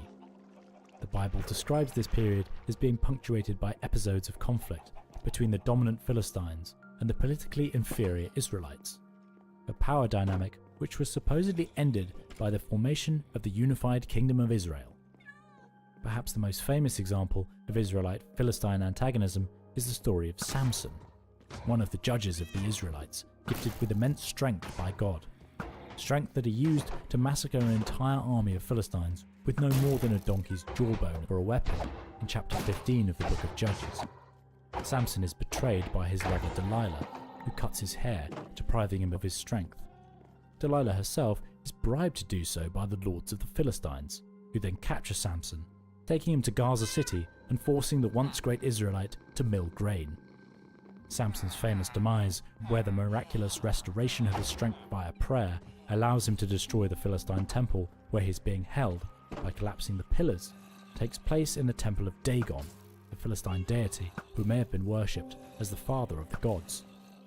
Indicative of the subjugation of the Israelites was a ban on weaponry, which the Philistines supposedly imposed upon their subjects, illustrated by a segment in the first book of Samuel. Now there was no blacksmith to be found throughout all the land of Israel, for the Philistines said, "The Hebrews must not make swords or spears for themselves." So all the Israelites went down to the Philistines to sharpen their plowshares, mattocks, axes, and sickles. However, this prohibition apparently did not prevent the Israelites from rising in open rebellion against Philistine rule, led by Saul. A series of battles were reported in the Bible. At the Battle of Michmash, the Philistines were reportedly routed by an Israelite force led by Jonathan, son of King Saul, whilst an engagement in the valley of Elah was the backdrop for the single combat between the Philistine giant Goliath and the future King David. However, the Philistines appear to have struck a devastating blow with victory at the Battle of Mount Gilboa, in which the Israelites were utterly defeated. Saul's sons, Jonathan, Aminadab, and Malchishua, were all killed, and Saul himself fell on his sword rather than face captivity. Being the sworn enemies of the Bible's protagonists, the Philistines are shown to be savage and cruel with the bodies of their enemies. And they cut off his head and stripped off his armour, and sent into the land of the Philistines round about to publish it in the house of their idols and amongst the people. And they put his armour in the house of Ashtaroth, and they fastened his body to the wall of Bethshan. However, it would be King David who eventually defeated and subjugated the Philistines at the head of the United Kingdom of Israel, which perhaps occurred at the very end of the 11th century, or very early in the 10th century BC. Although David routed Philistine forces and apparently even captured Gath, Philistia itself does not appear to have been occupied by the Israelites. During this period, the Philistine cities were rather at the mercy of larger foreign powers that surrounded them, in particular Egypt. According to the first book of Kings, an unnamed Egyptian pharaoh, the father-in-law of King Solomon, captured and razed the city of Giza before gifting it to his daughter. And both biblical and Egyptian sources attest to the fact that the pharaoh Shoshenq's campaign against the Israelites used the city of Gaza as a staging post. It was only with the breakup of the united monarchy into the kingdoms of Israel and Judah in around the year 930 BC that the Philistines were apparently able to re-establish their political presence in the region. It seems that the Philistines were able to maintain a degree of political independence until the mid-8th century BC. As with other Levantine peoples, such as the Phoenicians, they may have been nominally under Egyptian hegemony and made to pay tributes. However, Egyptian political supremacy in the region in this period is often noted for its relatively light touch. The cities of the Phoenicians, for example, enjoyed a high degree of political and economic autonomy, while still nominally being under Egyptian control. It was a threat from further east, whose violent efforts to exert hegemony over the southern Levant, which spelt the beginning of the end for the Philistines, in the form of the conquering Neo-Assyrian king, Tiglath-Pileser III. We will return to this later. For now, let us consider the society and culture of the Philistines. Politically, Philistia was dominated by the 5 main Philistine cities. Although referred to collectively as the Philistine polity, these cities were not united in a single empire or state. Rather, they were independent entities that often acted in confederacy. This cooperation between the Philistine cities appears to have, at times, taken the form of councils convened in order to discuss important matters. The Bible relates the Philistine council that was gathered in order to decide what was to be done with the Ark of the Covenant, taken from the Israelites in battle near Aphek. So they sent and gathered together all the lords of the Philistines, and said, "What shall we do with the Ark of the God of Israel?" They answered, "Let the Ark of the God of Israel be brought around to Gath." So they brought the Ark of the God of Israel there. The rulers or kings of Philistine cities were known as Seren, or plural, Seranim. Whether these rulers reigned as hereditary monarchs or autarchs who exercised power after establishing their position through political intrigue is not clear. Only one of these Seranim is identified by name in the Bible, the ruler of Gath, whose name is given as Achish. Archaeology also points to the existence of an elite class amongst the Philistines, one with the ability to procure elite goods. Horses and chariots were evidently prized amongst the elite, as testified by the discovery of chariot linchpins and horse bones at Ekron and Ashkelon. Culturally, the Philistine elite display a mixture of styles. Although 4 of the 5 Philistine cities were originally founded by Canaanites, elite archaeological finds in these cities display Canaanite, Aegean and Egyptian influences. For example, a palace in Ashdod which was remodeled with features reminiscent of the contemporary Aegean elite. Of particular interest to us is the question of what Philistine culture looked like. We know that the Philistines incorporated elements of Aegean, Egyptian and local Canaanite cultures, leading to an eventual merging, which created Philistine culture. However, what we do not clearly understand is how this looked socially. There is no evidence that would indicate that the local Canaanites formed an underclass who served the Philistine rulers as an agricultural workforce. However, an elite class clearly did exist to some extent. Whether this was a Philistine ethnic elite who ruled the region in a similar style to the Egyptians, or a hybrid elite comprised of Canaanites and Philistines, we cannot say with any certainty. The discovery of the archaeological remains of agriculture, as we shall see in the next section of this video, point to the fact that the Philistines were accomplished farmers. However, it appears from the very earliest levels excavated in Philistine cities that this was a people who were primarily urban dwellers. The best preserved examples of this are perhaps in Ashdod, where the city was divided into clear zones: an industrial area, a central region with monumental architecture and religious shrines, and residential areas. Ashdod and other Philistine cities were customarily surrounded by mud brick fortifications. Agriculture apparently formed the primary part of the economy of the Philistine polities. The location of the major Philistine cities would point to this, as 4 of the 5 are located inland and are all surrounded by some of the finest arable land in the region, in the wide, fertile valleys known as the Shephelah. These valleys not only presented excellent agricultural opportunities, but also facilitated trade between the Philistine cities and beyond, and easy travel links between the inland cities and the coastal plains and ports, where north-south trade traditionally flowed. Philistine settlement patterns were apparently so centered around agricultural concerns that defense was somewhat neglected. none of the cities of the Phoenician Pentapolis are located on easily defensible hills or bluffs, as was usual for the time period. The Philistines also introduced some non-local species to the southern Levant, notably coriander, popular not only as a spice but also as an offering.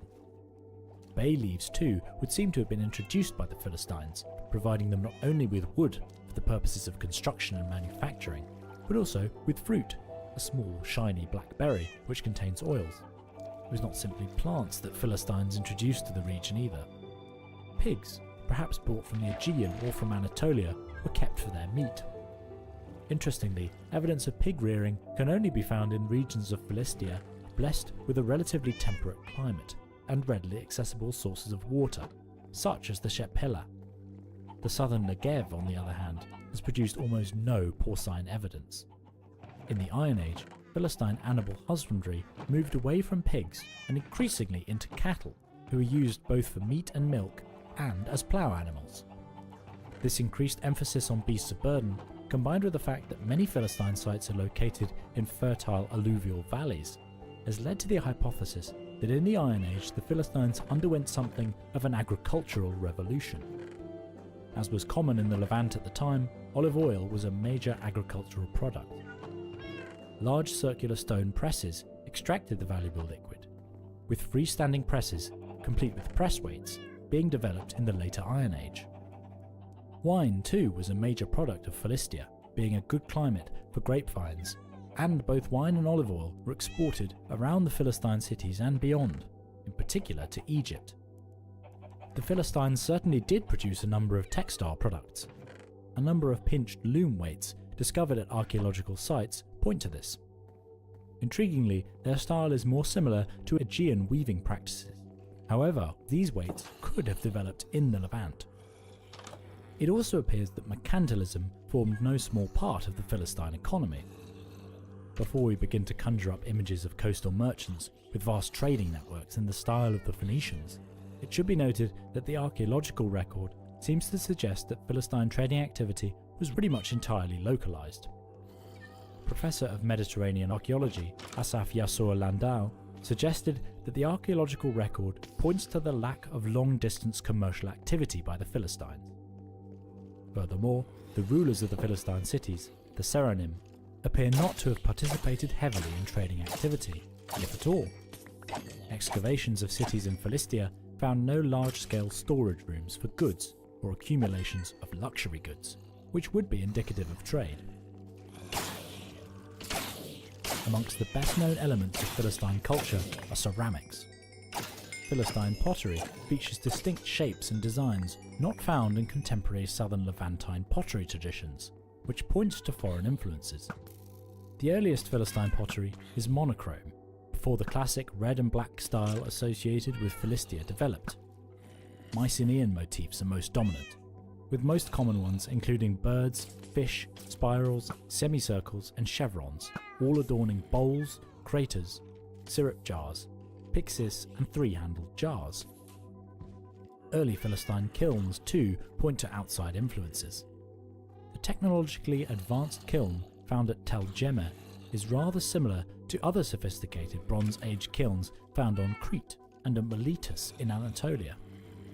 That said, the Philistines did utilize local Levantine techniques too, as many Iron Age kilns are comparable to examples found in Syria and the Levant. Quite important to note is that the appearance of outside technologies does not necessarily mean that the Philistines were using these technologies in a way that the Aegeans were using. They were likely adapted to their local context and found new meanings in this way. Essentially, this led to what might be considered a distinctly Philistine style, a hybrid Aegean style produced in the southern Levant. Despite their warlike image, notably propagated by the Bible, Philistine archaeological sites generally do not yield greater numbers of weaponry than other non-Philistine sites in the region. That said, a large number of metallurgical finds at Tel Es-Safi, thought to be the site of Gath, appear to be very different from local metalwork, once more pointing to outside influences. Furthermore, Philistine architectural styles in the Levant seem to point to a potential non-local origin, including temple and house layouts, bathtubs, column bases, hearths, platforms and benches, A megalithic hammer-dressed wall, constructed in the casemate style, could even point to a Western origin, as the casemate method is more readily associated with Hittite and Aegean construction. Casemate is a double wall construction, where lateral walls are erected between the two main walls, creating a series of rooms which can be used for residential or storage purposes. Pebble hearths, very different from the local mud-constructed ovens which can be found across the region, have been discovered in many Philistine sites. Traditional wisdom held that the Philistines spoke an Aegean or Cypriot language, and used one of the accompanying writing systems from those regions. However, this is no longer certain. In fact, it seems likely that the Philistines spoke a variety of languages, reflecting their mixed origins. The nature of the Philistine language and the alphabet that they used is subject to a huge amount of debate and is incredibly unclear. Some clues can be gleaned from the Hebrew Bible. The title of the rulers of the Philistine cities, Seren or Serenim, is thought to be Indo-European in origin. It has even been suggested that it could be related to Proto-Greek or Lydian, and the Greek word Tyrannos, meaning tyrant. Early Iron Age inscriptions are, as of yet, totally absent, although 2 seals from Ashdod have been discovered bearing undeciphered signs. Furthermore, it has been suggested that clay tablets found at Tel Deir Allah could be a previously undiscovered Philistine script. Interestingly, the Bible does not appear to mention any language problems when it came to communication between Israelites and Philistines, as it does for Assyrians and Babylonians. Most Philistine names are Semitic in their origin, although it is certainly possible that these names, and other Semitic elements in the Philistine language, were borrowed from the local inhabitants of the southern Levant. However, it is also worth noting that some Philistine names, such as Goliath and Achish, are non-Semitic. Indo-European origins have been suggested, although this is a matter of some debate. Writing technologies employed at Philistine sites are in keeping with local norms.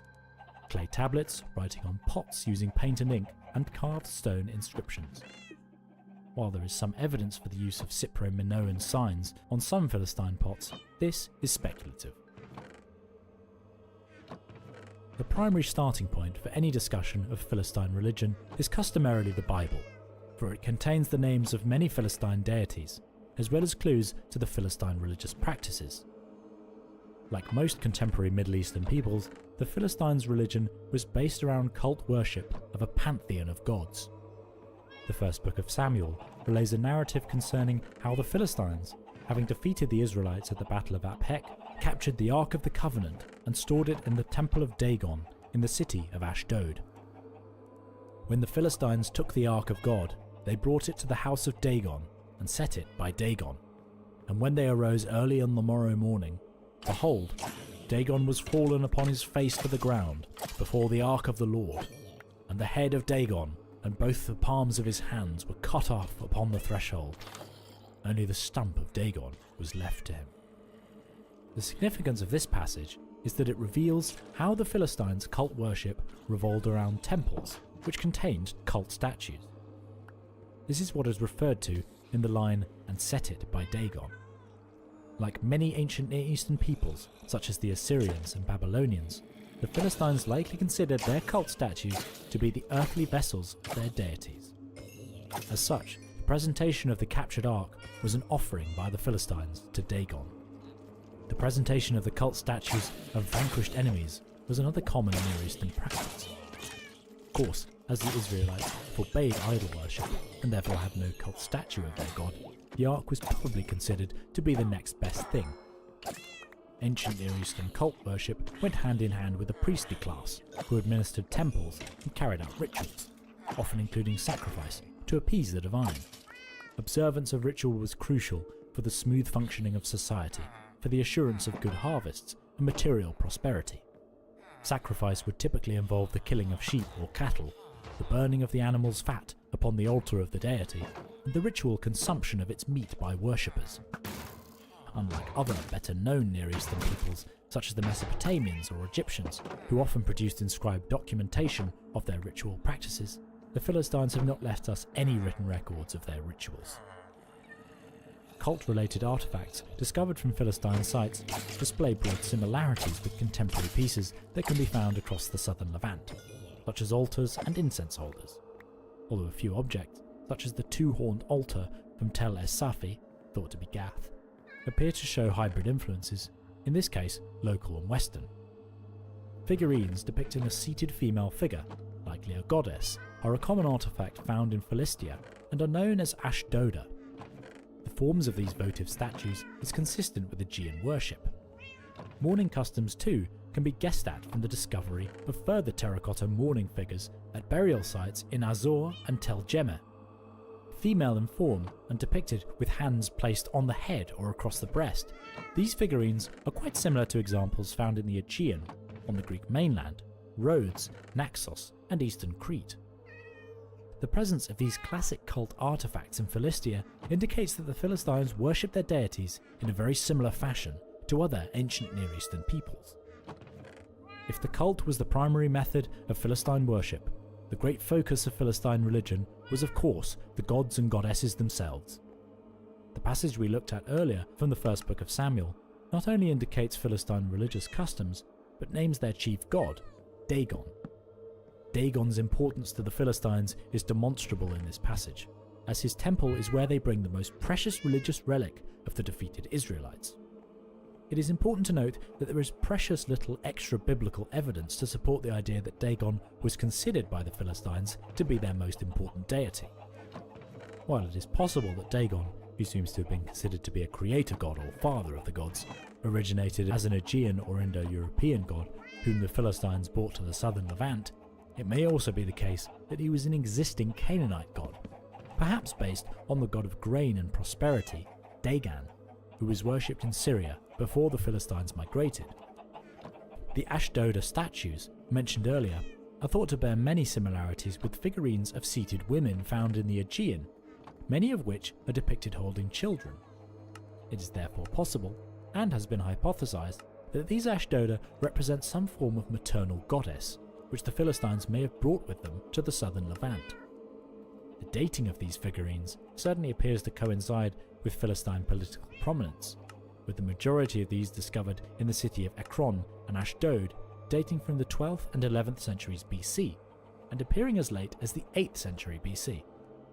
Along with their Aegean or hybrid gods, the Philistines certainly adopted a number of Canaanite deities. One such deity was Astarte, a Canaanite war goddess whose popularity was pretty much ubiquitous amongst Canaanite peoples. If the Philistines did indeed come to the Levant as part of the military campaigns of the Sea Peoples, the worship of a war goddess would certainly make sense. According to the first book of Samuel, the Philistines took the body of the defeated and slain Saul to the temple of Astarte, referred to as Ashtaroth. Another god adopted from the Philistines was Baal, chief deity amongst the Canaanite peoples, and a god associated with rain. In the second book of Kings, King of Israel Isaiah I, struck down by illness, sends messengers to the city of Ekron to seek the protection of the god Baal-zebub. It seems likely that in this case, Baal-zebub is a localized variant of the Canaanite Baal, adopted by the Philistines and adapted to his local context. The mid-8th century BC brought with it a severe decline in the fortunes of the Philistine cities. The Neo-Assyrian king, Tiglath-Pileser III, crowned in 745 BC and intent upon reversing the stagnation which gripped his empire, set out on a series of military campaigns which nearly doubled the lands under his command. Centralizing power into the hands of the monarchy and professionalizing the Assyrian army, Tiglath-Pileser embarked upon a series of conquests in the Levant from 743 to 732 BC. Over a decade of violence, the Assyrians captured and subjugated the entire region, establishing political hegemony, including over the cities of the Philistines. Gaza itself was one of the final strongholds to fall 734 AD, and resulted in Egypt and Assyria sharing a border for the first time. The antagonism between Assyria and Egypt would have a powerful effect upon the Philistines, as Egyptian pharaohs began to bribe the subject peoples of the Assyrians into rebelling against their overlords. Around the year 711, the city of Ashdod withheld tribute and rose up in rebellion. The Assyrian king, Sargon II, reacted with a full military invasion, capturing and sacking Ashdod and Gath. Philistia was then incorporated as a full Assyrian province. Their cities I built anew, and settled therein the people of the lands my hands had conquered. My official I set over them as governor. I counted them with the people of Assyria, and drew my yoke. This defeat was a hammer blow for the Philistines. Standard practice amongst the Assyrians was to sack or destroy rebellious cities, carry off cult statues to the capital of Nineveh, and resettle the rebellious peoples throughout the Assyrian Empire. The text we just saw hints at this. It is likely that at least some inhabitants of Ashdod and Gath were resettled elsewhere, and that the rebuilt cities were partially populated with non-Philistines. Gath itself appears to have been totally destroyed, as it is not mentioned again in later sources detailing the Philistines. In 705 BC, King of Judah Hezekiah raised the flag of rebellion against Assyria. The Philistine cities appear to have been divided during this rebellion. The king of Ashkelon joined the rebels, whilst Ekron's ruler remained loyal, and as a result, his city was besieged and captured by the rebels. Roused to action, the Assyrian king Sennacherib invaded the region to once again establish control, capturing Ashdod, Ashkelon, Gaza, and Ekron, and exacting heavy tribute from their inhabitants. The fall of the Neo-Assyrian Empire in 612 BC offered no respite to the Philistines, as the Neo-Babylonian Empire quickly rose to take its place in exerting control over Philistia. It was during the reign of the proactive Neo-Babylonian king Nebuchadnezzar II that the Philistines met their eventual demise. The newly crowned king sought to establish his control over the Levant early in his reign. In fact, it was in the first year of his rule that he marched on Ashkelon, which had rebelled against him. The Neo-Babylonian annals describe how the king of Ashkelon was taken captive following the fall of his city, and how Ashkelon itself was first sacked and then razed to the ground. This brutal levelling of the rebel city is reinforced by recent archaeological discoveries, which found wholesale destruction consistent with a violent sack. In the years that followed, Gaza and Ekron were certainly captured, and likely suffered a similar fate. It was not simply the Philistines who were brought under the Babylonian yoke. The entirety of the Levant was subjugated by Nebuchadnezzar and integrated into the burgeoning Neo-Babylonian Empire. Large numbers of Philistines were resettled in Babylon, and those who remained in the Levant succumbed to the slow process of acculturation, their cultural identity having been seriously weakened by the destruction of their cities and the deportations of their people. The remnants of the Philistines, sundered from their cultural roots, actually appear to have been fully assimilated with neighbouring peoples in the region. In the words of Gittin, Philistia no longer had a sufficiently strong or resilient core culture to survive the destruction of its cities and the deportation of its population. Like the Assyrians before them, the Babylonians engaged in the settlement and exile of conquered or rebellious peoples as a measure to prevent further insurrection. Famously, a large number of Judeans from the Kingdom of Judah were exiled to Babylon after the siege of Jerusalem in 597 BC. Similarly, it seems that a large number of Philistines were exiled to Babylon too. These exiles were able to maintain their sense of Philistine identity for a time, referring to themselves as men of Gaza or Ashkelon for at least a century and a half after they left the southern Levant. These mentions of the Philistines, exiled thousands of miles from home, represent their last appearance in the written record. Long deprived of their political independence, the Philistine culture gradually faded, no doubt accelerated by the repeated conquests and the resettlements at the hands of the Neo-Assyrian and Neo-Babylonian kings. By the Persian period, beginning in the mid-5th century BC, inhabitants of the region of Philistia were known rather as Phoenicians. The Philistines, erstwhile antagonists of the Bible, were no more. Thank you for watching. If you enjoy these videos, you can find additional content on my Patreon. You can also get early access to future videos and access to deleted scenes, in other words, sections that I cut from the main video.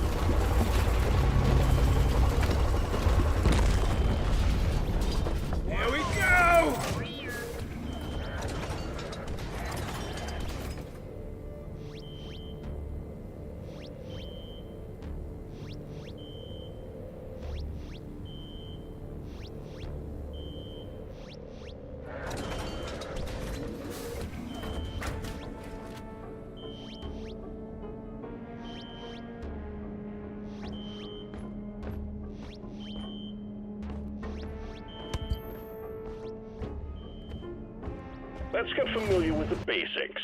Just follow the instructions, and you'll be an elite miner in no time.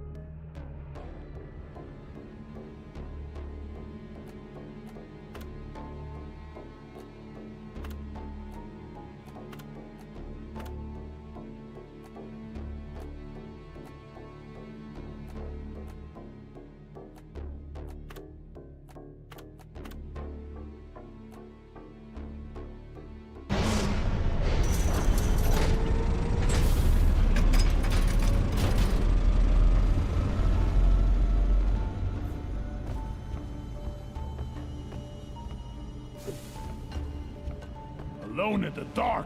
Good thing I brought my flares.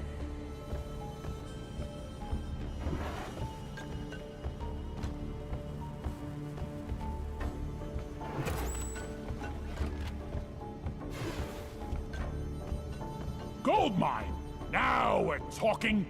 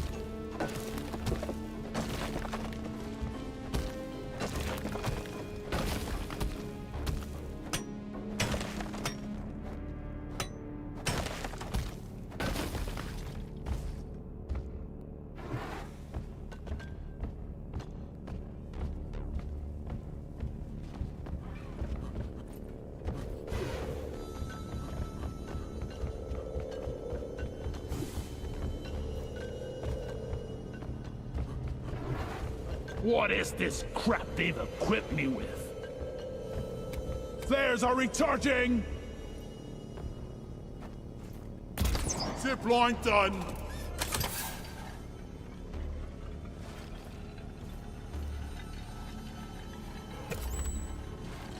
Easy peasy lemon squeezy.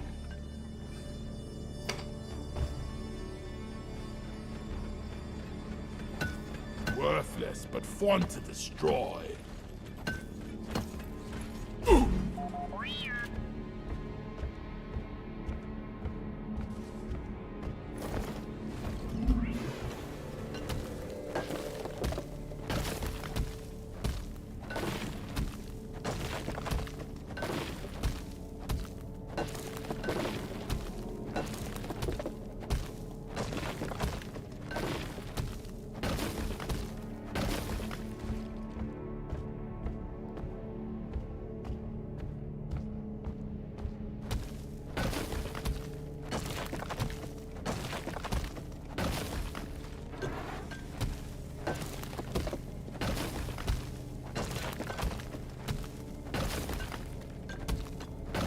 Well done. You're doing fine. Your objective on this training mission is to find and mine 100 units of Morkite.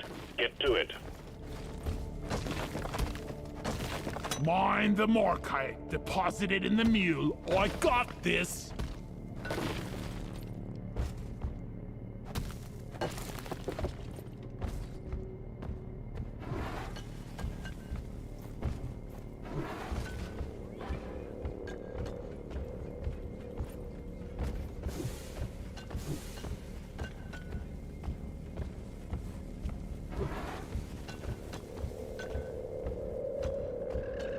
Gotta wait for the recharge.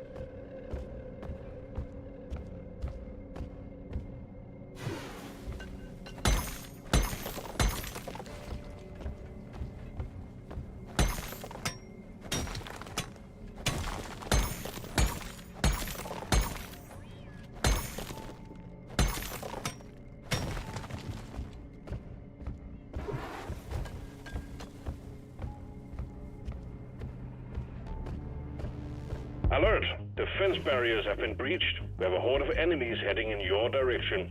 It was a pleasure meeting you. Hope you'll get an honorable death. Time to show which kind of rock I'm made of.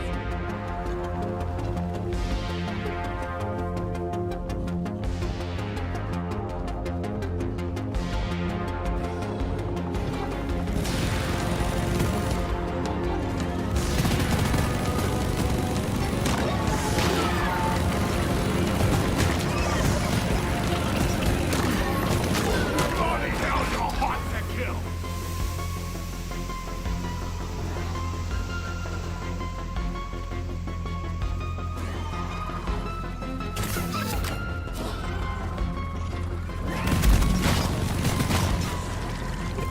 Get behind something!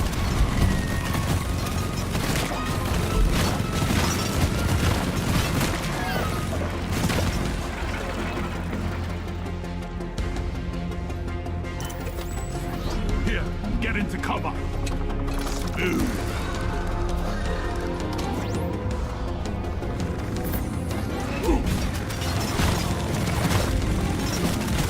Let's clear them out! You survived. I just knew you had it in you. Incidents like this sadly occur fairly frequently at Hawk season. My best advice is to get accustomed to your weapons and gear. Let's continue the training. That mission control guy better bloody lay off me once I earn my place.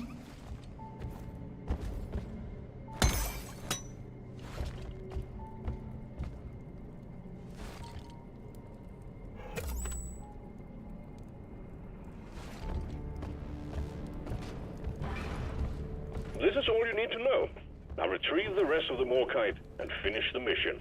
If you forgot something or don't know how to continue, check your miner's manual for more details.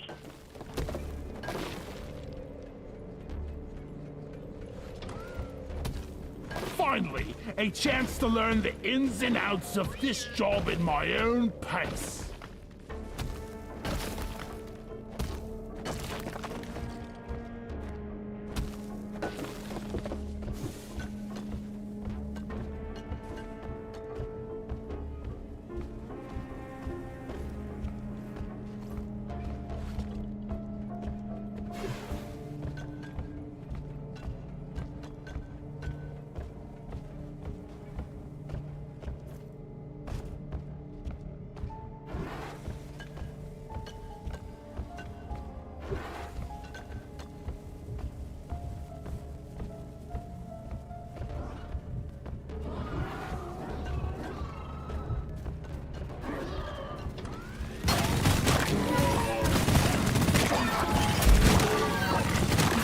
Suck on this, you freak of nature!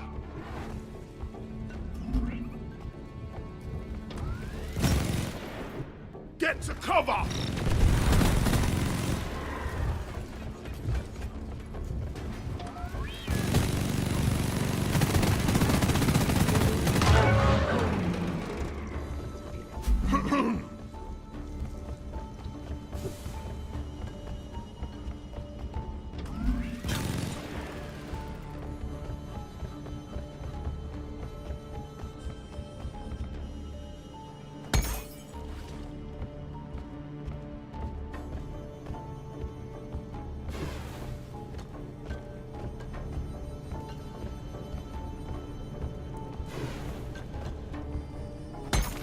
Deposit time!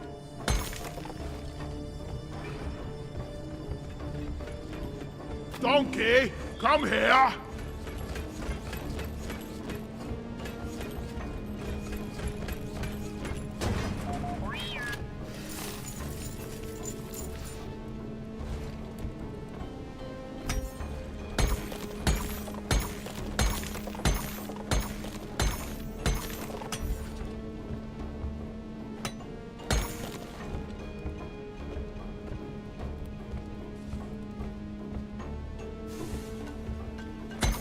No more room! Time for deposit! Wait!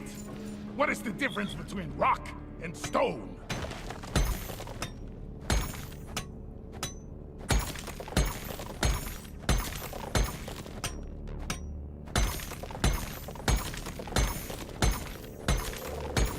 Donkey time!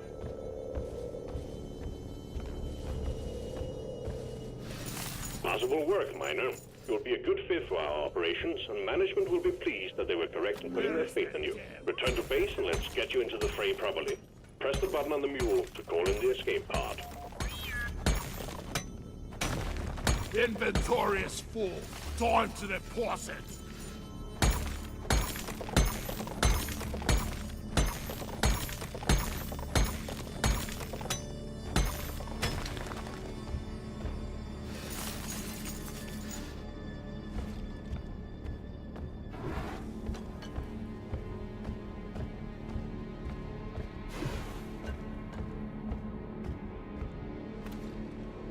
Drop pod inbound. Stand clear.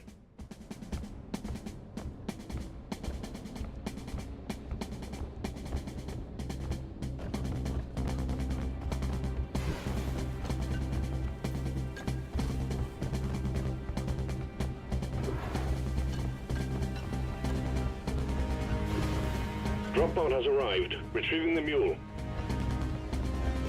Drop pod departing in T-minus 5 minutes. The pod base for the first round!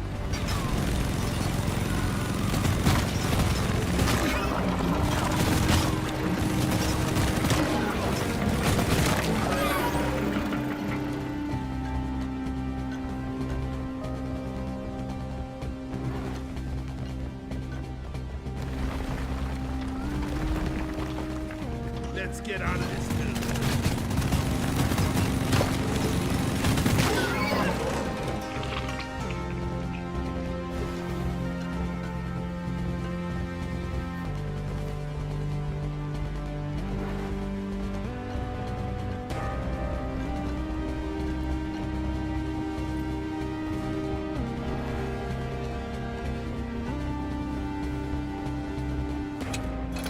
Drop pod departing in T-minus 4 minutes.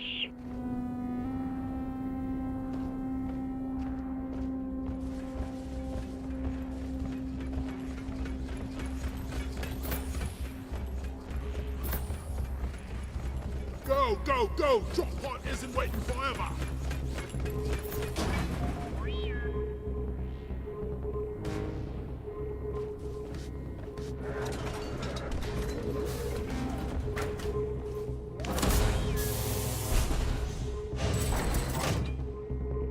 The mule has been successfully retrieved.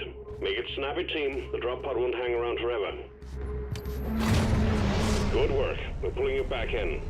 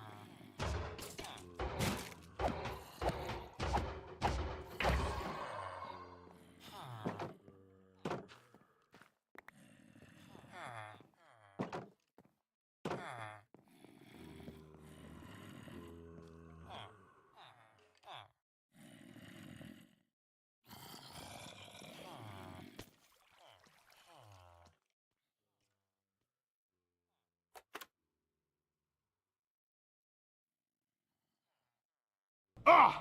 What a terrible nightmare! I dreamt I worked for a soulless mining Congratulations on corporation! signing on for Deep Rock Galactic, Miner, and welcome on board. Settle in and get your bearings, then proceed to the mission selection terminal and select your first mission. We're looking forward to seeing you in action.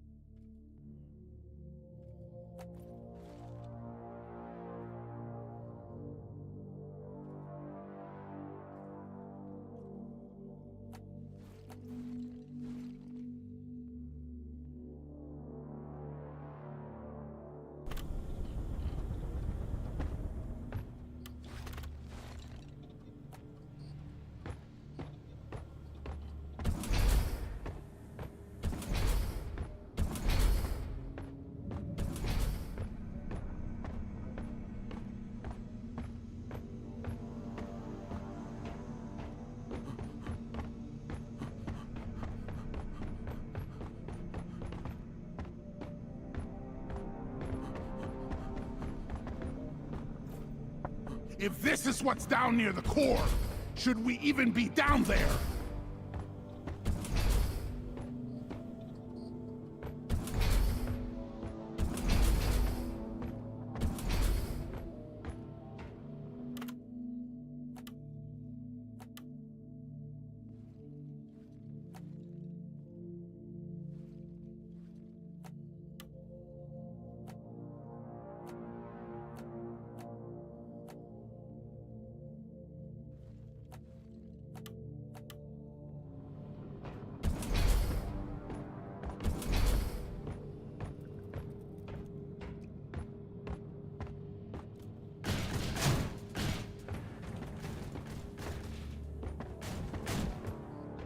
Let's dance!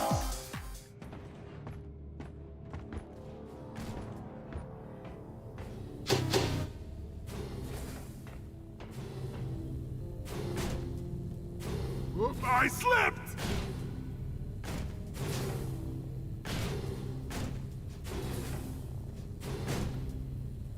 No!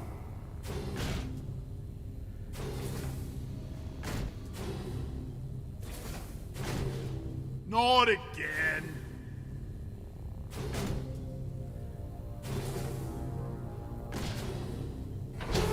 Yes! Okay, this is not happening.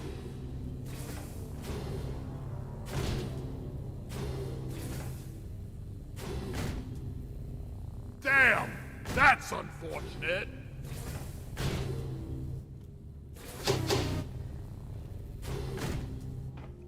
That's pretty.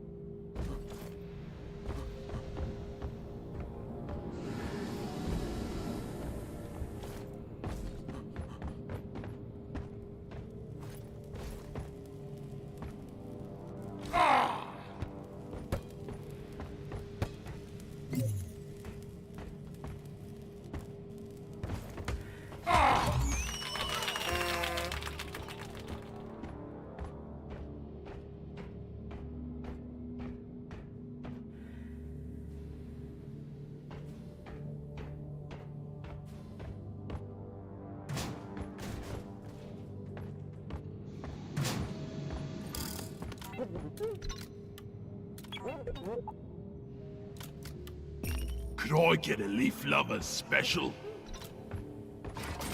I'm a sucker for the weed drawings in the foam.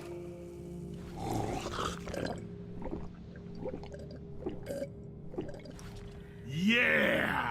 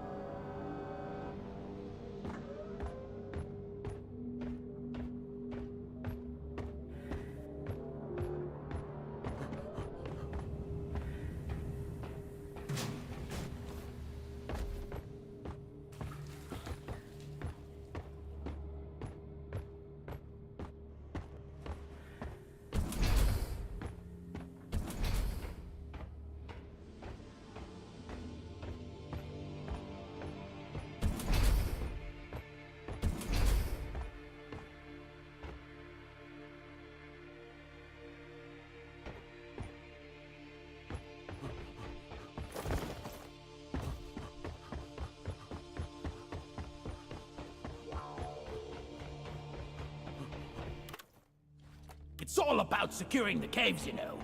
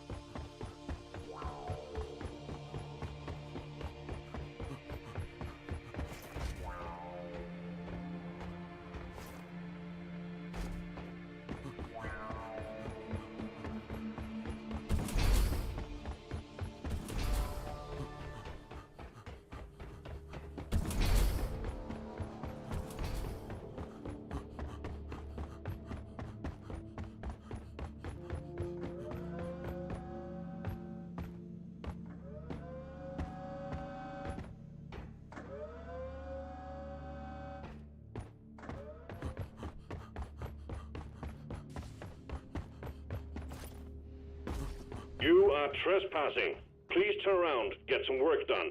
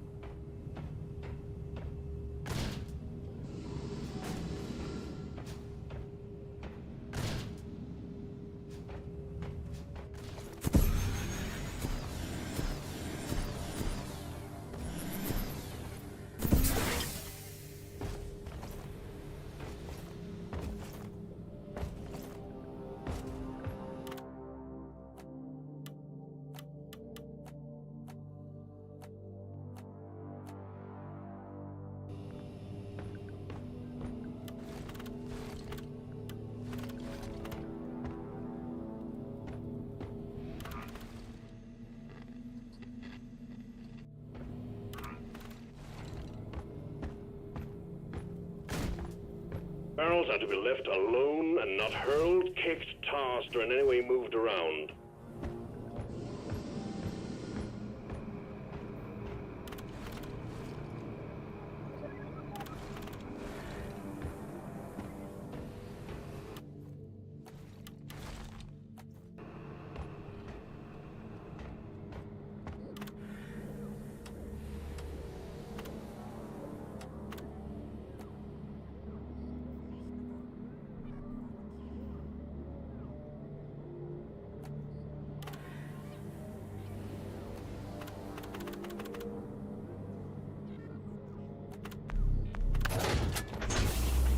Drop pod is cleared warm-up. Time to get to work, team.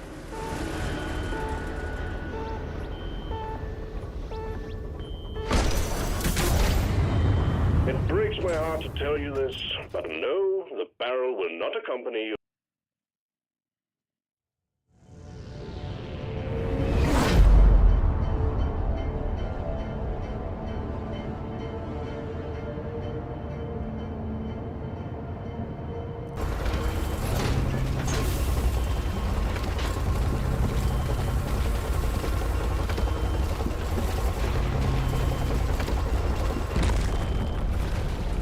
Time to collect your paycheck!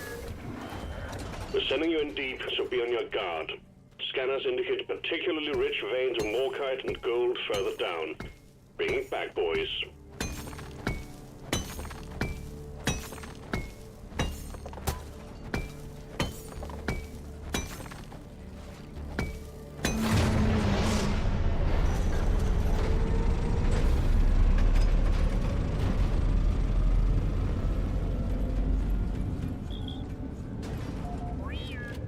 We have provided you with an all-purpose drone nicknamed Bosco. Bosco will assist you on this and other solo missions. You can have Bosco help you check out places of interest. You can mine minerals as well as fight the good fight. Should you be so unfortunate as to go down, he can also revive you. Put him to good use, and he will do half the job for you. Bosco, mine it!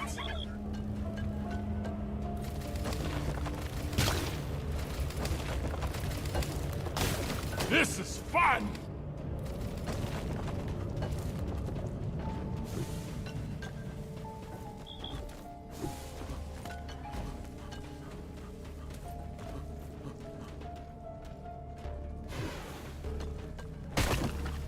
Egg fried! Ooh! I like the sound of that!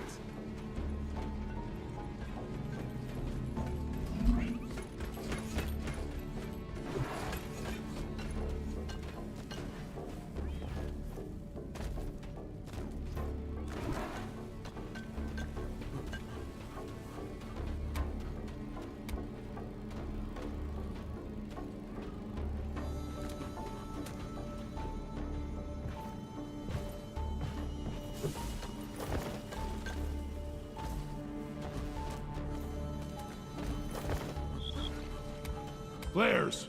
Recharging!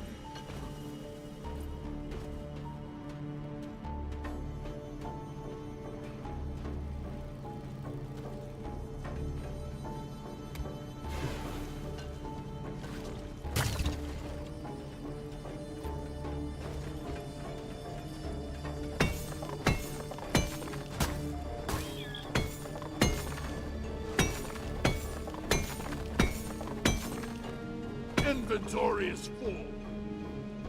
I need the mule right here, right now. Go! Get to work!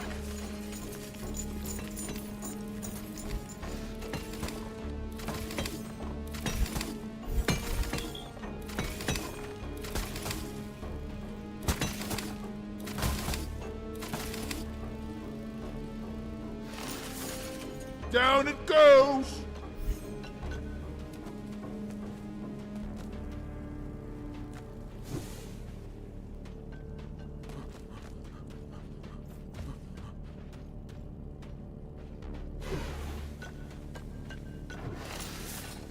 Make another deposit!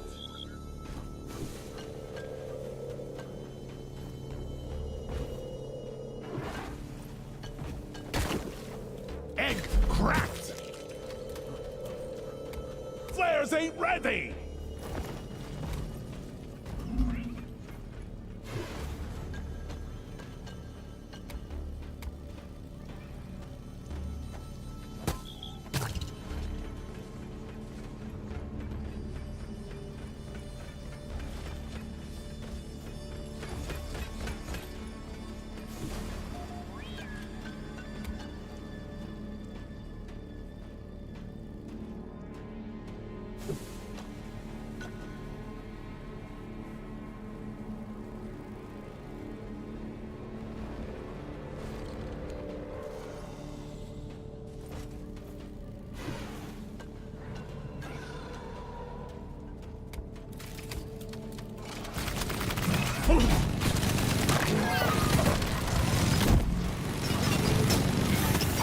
See you later!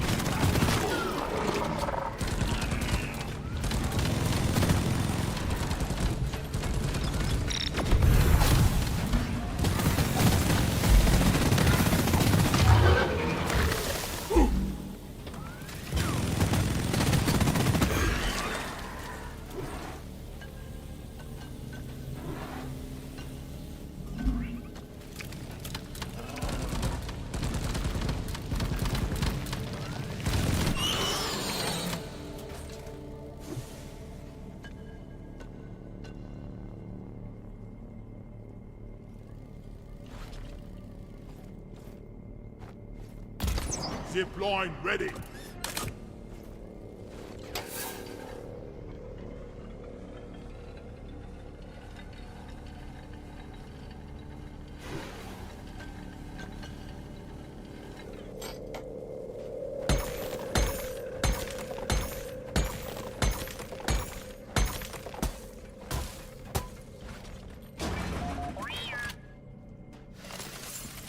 Time to get busy, miners. Swarm detected. Then I punch myself in the nose. Good times!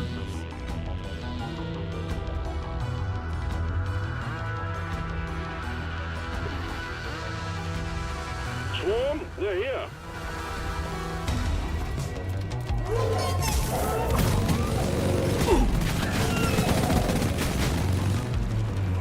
We are unbreakable!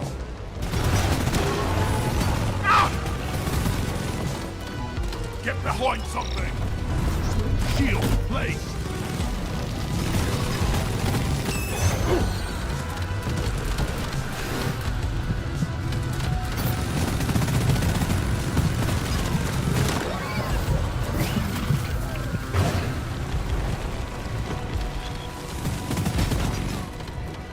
Move it! It's gonna blow! Charged and ready.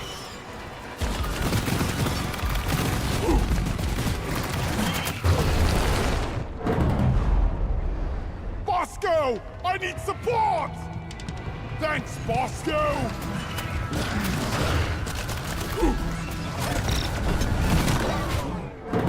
Bosco! Help!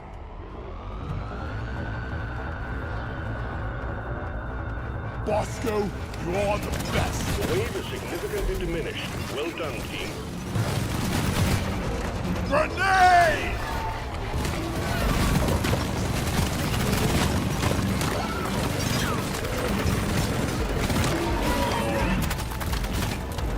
Run for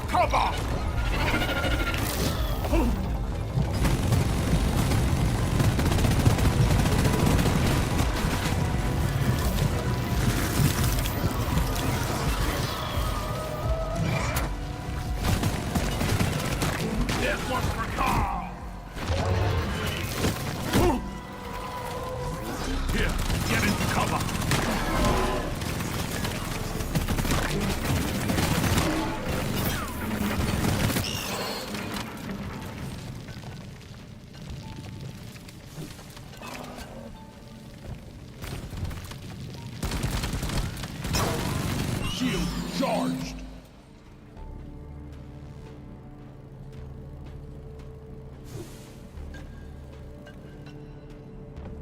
So long, suckers!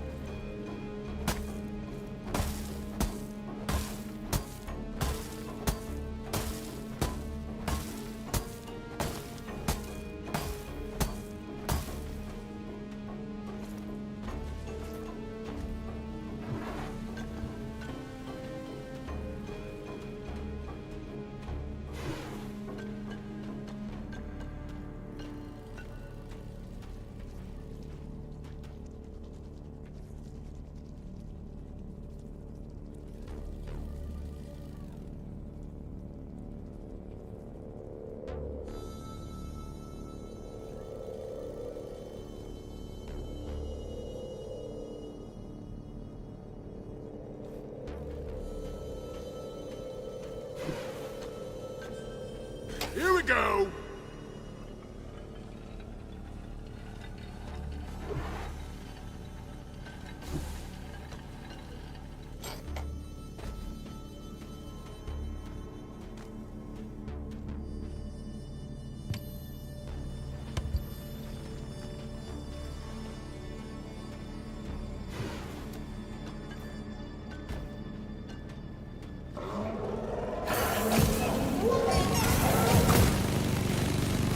Swarm on a direct intercept course. Get ready. I could use a drone here!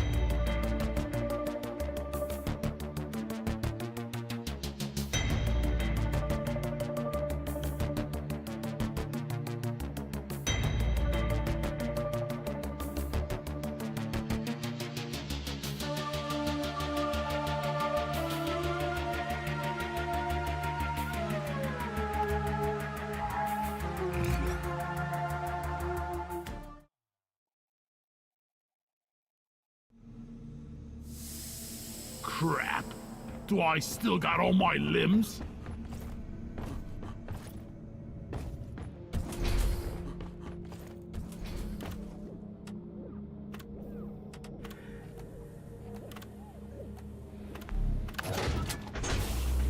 Mission locked in. Powering up the drop pod.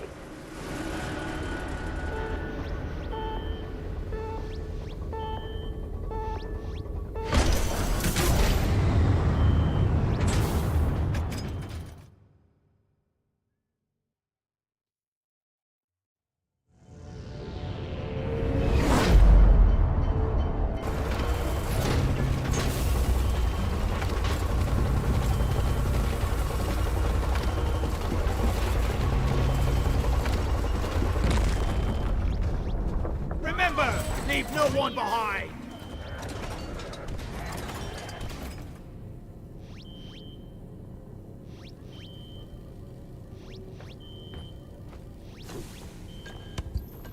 This is a simple mining mission. Deposit your quota of Morkite into the mule, and we'll send a drop pod to get you out. Good luck.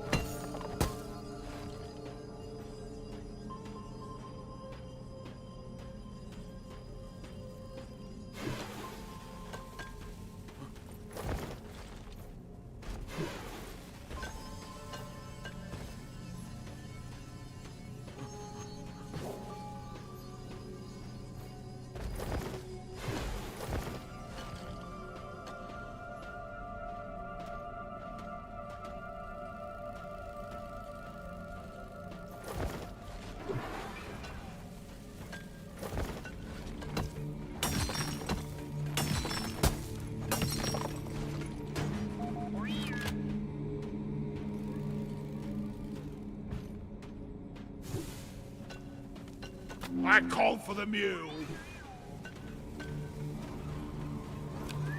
Mine it.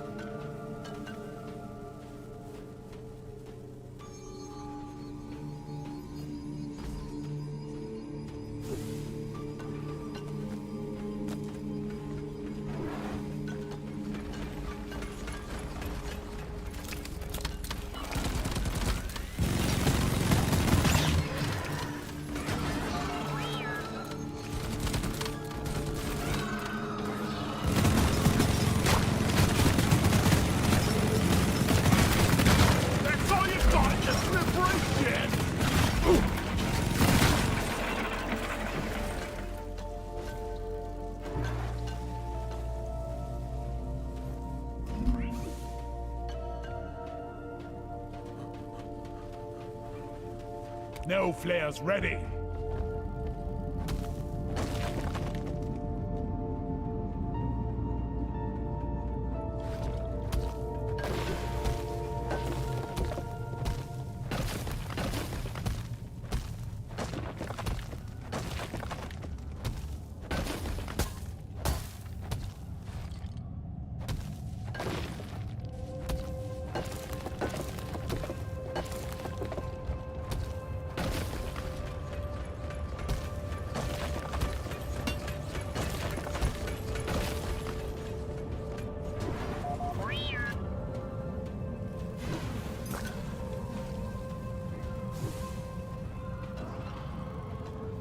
Help me mine this.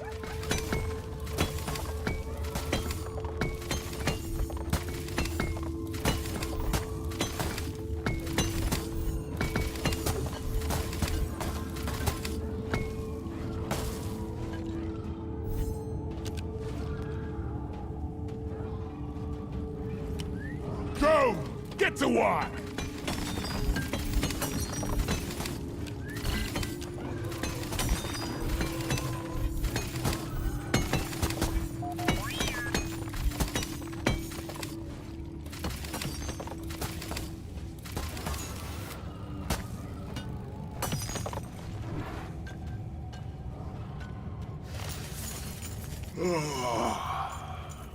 I could need a good rest.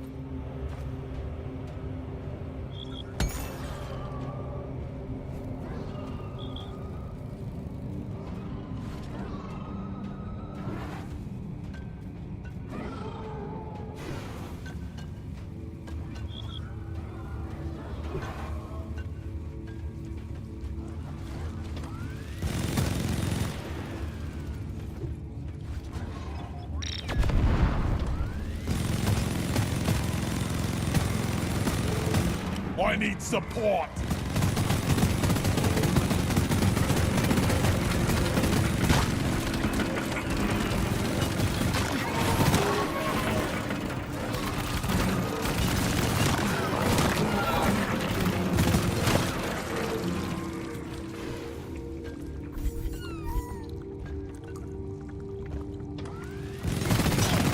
Loot bug down!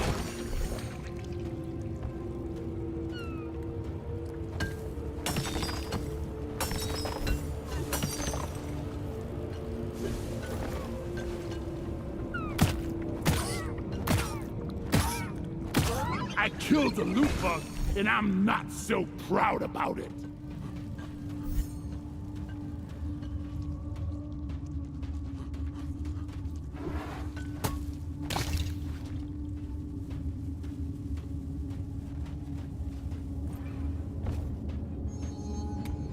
There's charging!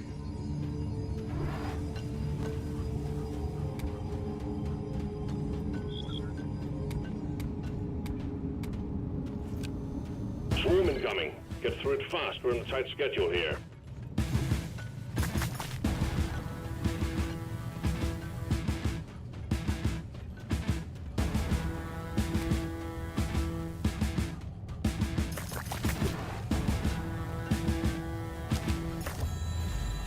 Incoming! Smoke him if you got him.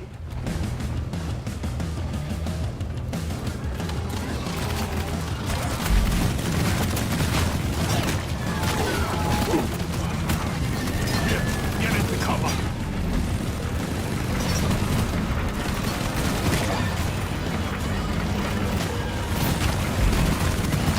Go lie down forever! I could use a drone here! Shield charged and ready. Saved by a machine, how humiliating. Feel much better now. Shield!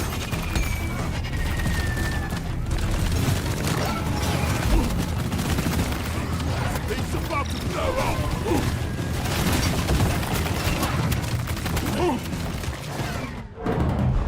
Bosco! I need support! Bosco, you are the best. Charged. Red sugar! The stream of incoming enemies is practically eradicated, and you're still alive. Well done.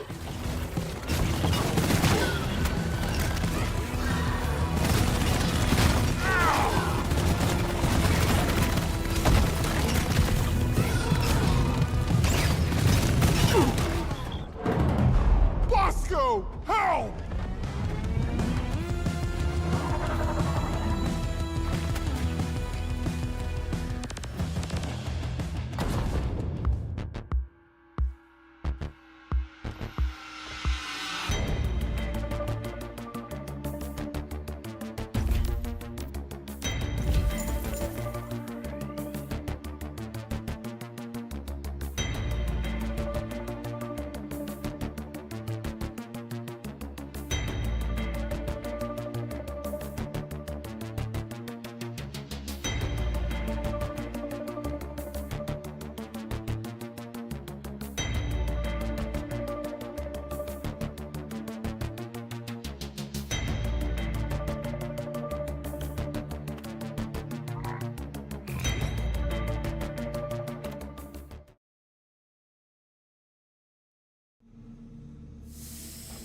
Oh man, my bloody armor!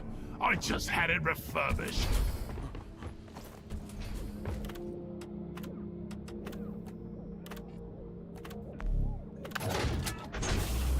Drop pod is ready. Time to leave.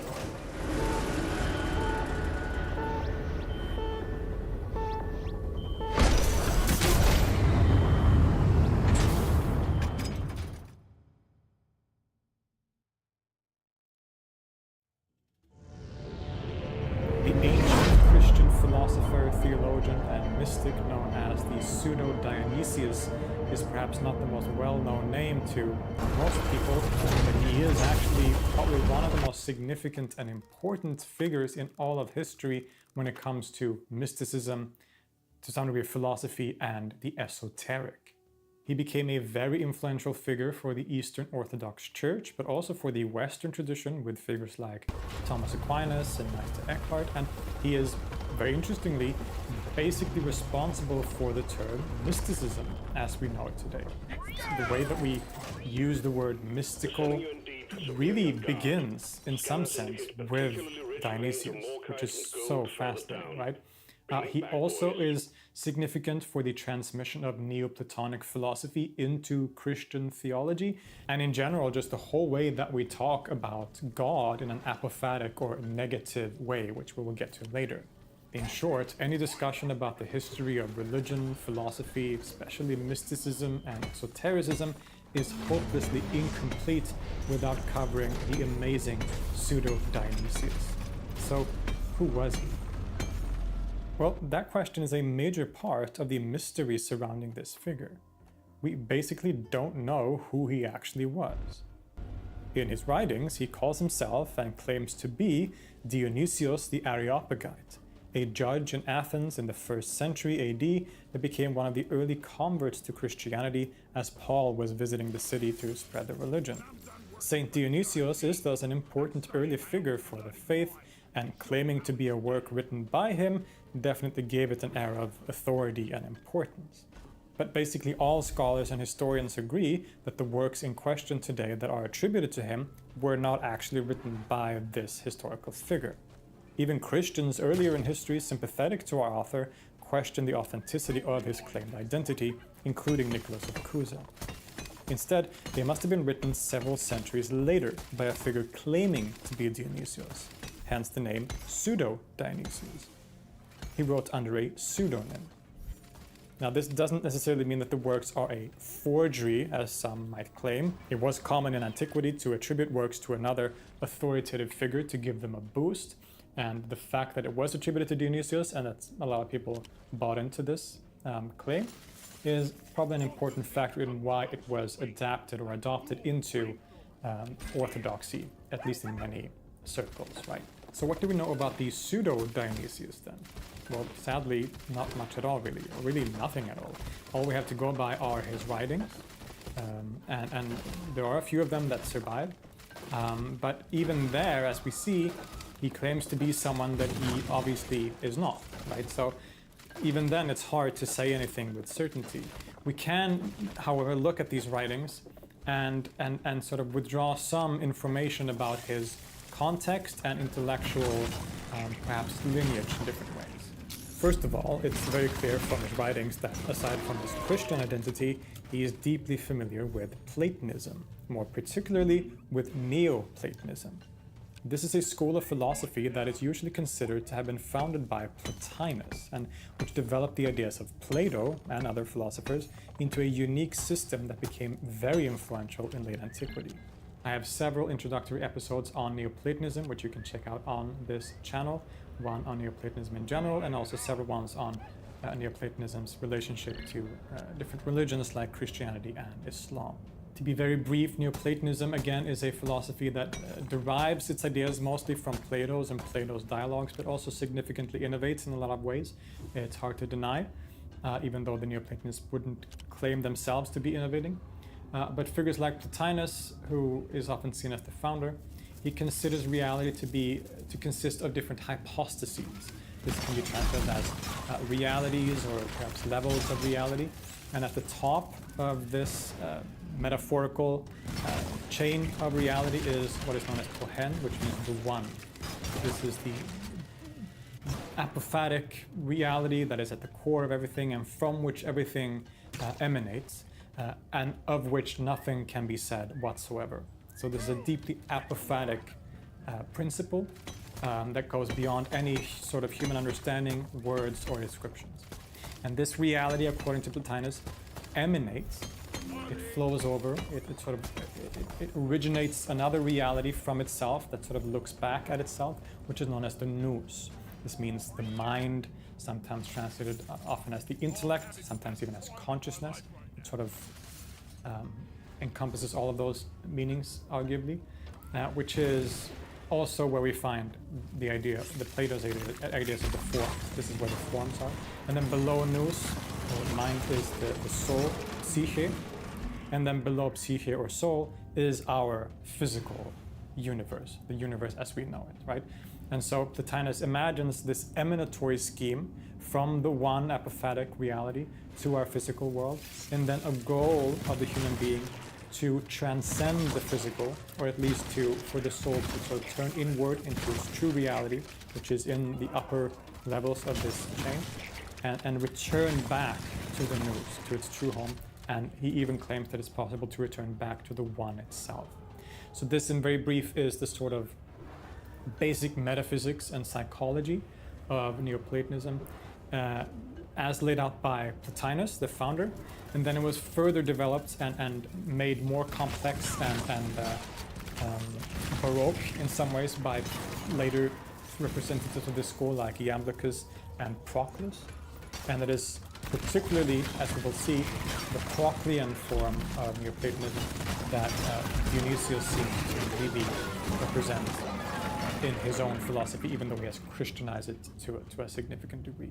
Pseudo-Dionysius is clearly a Neoplatonist of sorts, and few would deny this fact. Even Martin Luther, who was critical of him, wrote centuries later that Dionysius is most pernicious. He Platonizes more than he Christianizes. But as we said, even more particularly, he seems to be a Neoplatonist of the specific variety that flourished in Athens in the 5th century under teachers like the great Proclus. This Athenian-style Neoplatonism had a very particular character that set it apart from the earlier thought of Plotinus, and Proclus had laid down a very systematic picture of the philosophy in works like his Elements of Theology. Pseudo-Dionysius seems to be deeply Proclean in his thought. This has led some people to even argue that he might have been a direct pupil of Proclus in Athens. Another very interesting part of this connection with Proclus is that Dionysius claims that he is Dionysius, the 1st century Athenian, and that his master, his teacher, is someone called Hierotheos. This figure is also someone that claims to be from the 1st century, so a teacher of the historical Dionysius. But what he says about this Hierotheos is that he wrote a work called The Elements of Theology. So, and of course, The Elements of Theology is Proclus's perhaps most famous and influential work. So, could this be another indication of a direct lineage from Proclus here with Dionysius? Scholars disagree on this point, but I think it's really, really interesting, a really fascinating point. There are some issues with this claim, however. For one, the Athenian school of Neoplatonism was very pagan or polytheistic in nature, where the philosophy was deeply intertwined with the traditional Hellenic religion. Now, the earlier Neoplatonism of Plotinus, for example, which seems to have flourished more so in Alexandria at this time, could arguably be said to be more easily harmonized with a monotheistic framework such as that of Christianity, and many would indeed do this in history. But the Athenian gang had a much more traditional leaning and were in fact outright hostile to Christianity. It seems highly unlikely to me that Pseudo-Dionysius, being a devout Christian, would have studied under Proclus in the school of Athens. The only way that this could work is that he might have perhaps studied there before becoming a Christian, although at the same time history is complicated. It's possible that there were Christians studying with Proclus even though it was a sort of openly anti-Christian institution. Who knows, right? This is one of the great mysteries of Dionysius. Regardless, he was clearly very familiar with the thought of Proclus and influenced by it, and this helps us date when he was active. Because Proclus died in 485, and the first references to or citations from the works of Pseudo-Dionysius are essentially in the 520s, scholars conclude that he must have been active around the year 500. Needless to say, he was also a Christian, and probably an authority of sorts, as he has deep mastery of scripture and theological debates. In terms of his theological stance, it seems that he adhered to some form of Miaphysitism, which emphasizes the one nature of the divine and human sides of Christ. This is a position that was rejected at the Council of Chalcedon in 451, which has become the grounds of debate around Dionysius' orthodoxy. Generally, though, one has found ways of looking past this, and while some have looked with suspicion on him, Dionysius has remained an important early figure in both Eastern and Western Christianity, minus Protestantism. In conclusion, this is basically all that we know in broad strokes. He was a philosopher and theologian active around the year 500, Christian in terms of religious adherence, and clearly Neoplatonic in philosophical education and learning. And of course, we know that he wrote, and it is these written works that are relevant for us today, as it is they that have survived across history and influenced the world of mysticism and theology in significant ways. He wrote several treatises in Greek, not all of which survive today. The ones that do survive include The Divine Names, where he presents his view on the names and attributes of God and how they are to be understood and conceptualized, a real tour de force of theology and the longest text in the collection. Then there is the Mystical Theology, Mysticos Theologiae, a short work that may be his most famous. It is here that he dives into the radically apophatic or mystical theology that has made him so influential, and where God is understood as a darkness of nothingness. More on this later. Then there is the Celestial Hierarchy and the Ecclesiastical Hierarchy. With these works, he basically invents the word hierarchy, another very significant aspect of his output that isn't that well known. In the Celestial Hierarchy, he lays down the structure of the spiritual and divine world, and in the Ecclesiastical Hierarchy, he rather deals with the structure of the church here on earth, which mirrors the hierarchy of the divine world of the angels. The church on earth is supposed to mirror that in its own sort of hierarchy. Then there are also several surviving letters from Dionysius that are really fascinating in themselves and give us some of the key information about him and his general philosophy. There are also references in these works to other works that haven't survived, including something called the Theological Representations and the Symbolic Theology, the contents of which we know only from references to them in these surviving works that I just mentioned. Now, some argue that these other works that haven't survived don't actually exist at all, that they are sort of just mentioned in the text as a sort of some sort of esoteric methodology, right? They don't exist. But as far as I understand, there is also disagreement on their real existence. So with all that said, we now know somewhat what context we can place him in, and we have an overview of his output more generally. So we can now start exploring his actual thought and the fascinating ideas that he presents. Generally, in works like the Divine Names and the Mystical Theology, the Pseudo-Dionysius is primarily concerned with talking about God, how we are to understand, or perhaps not understand, God in relationship with ourselves and the world, and how we as humans can approach the divine to ultimately reach union with it. So already we can see that he deals with the topic often called unio mystica, the mystical union, that is a cornerstone of Neoplatonic philosophy and also mysticism more generally. These treatises tackle the question of human language and how it is essentially completely unable to describe or give us any kind of true knowledge about God. Here, it becomes clear that Dionysius is a major proponent of what is often called negative theology or apophatic theology, and is another one of the major features that he seems to inherit from the Neoplatonists. Negative or apophatic theology is a stance where the unknowability of God, or the absolute, is upheld. We cannot know anything about what God is. God is completely beyond human understanding or the grasp of our limited minds. If anything, we can only know God through negation, by stating what God is not. God is not limited. God is not a creature. God is not this or that.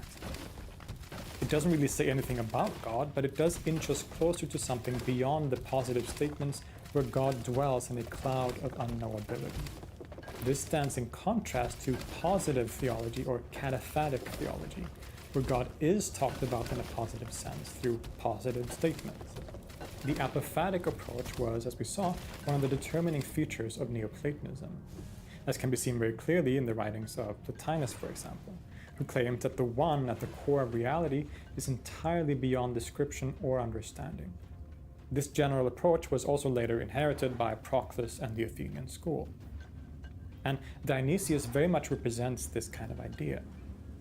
Indeed, on the spectrum of apophaticism, he can be said to be among the most radical of them all.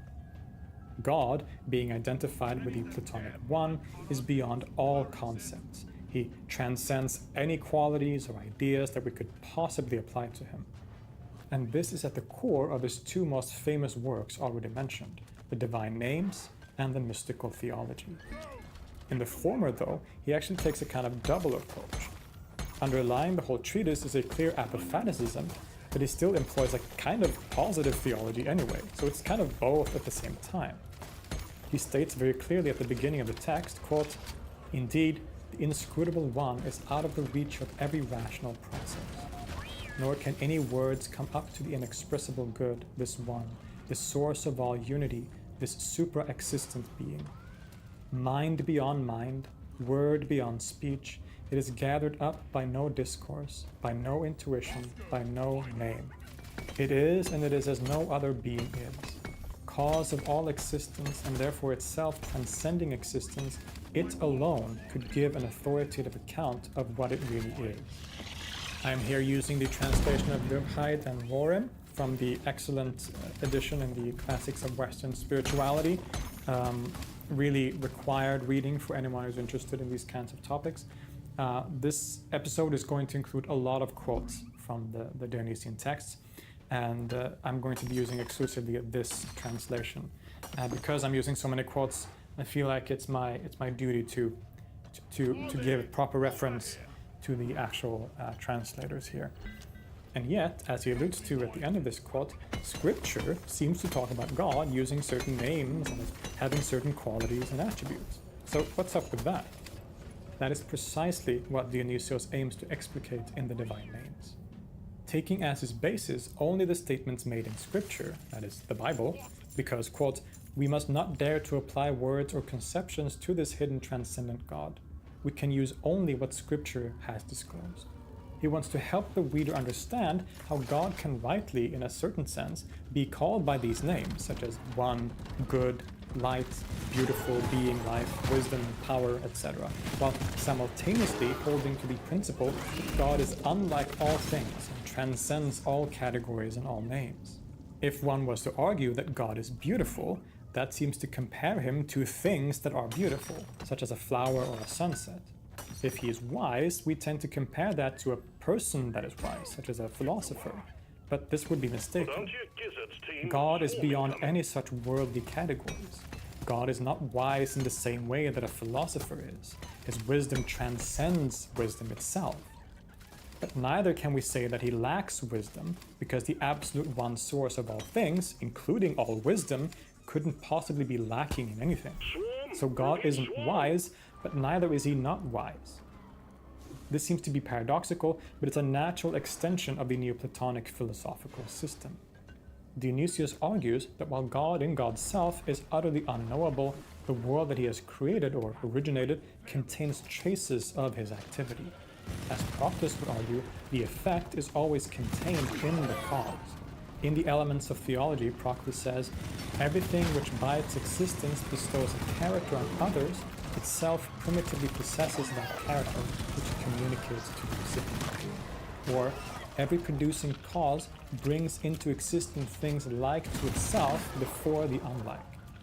In some sense, then, we can look at the world around us, and because all comes from God and expresses God, we can infer certain things from this reality. Quote, "It might be more accurate to say that we cannot know God in his nature, since this is unknowable and is beyond the reach of mind or of reason. But we know him from the arrangement of everything, because everything is, in a sense, projected out from him. and this order possesses certain images and semblances of his divine paradigm. We therefore approach that which is beyond all as far as our capacities allow us, and we pass by way of the denial and the transcendence of all things, and by way of the cause of all things. We can know, primarily from Scripture, that God is good, for example, or that he has power. And this does tell us something about the divine, especially since it's Scripture and so it's God describing himself in a certain way. But at the same time, we must understand that he also transcends the common categories of goodness and power. He doesn't have these attributes in the sense that created things have them. Rather, God is the very attribute of goodness itself, in a way that transcends all particular goodnesses, so to say. He is the cause and source of goodness.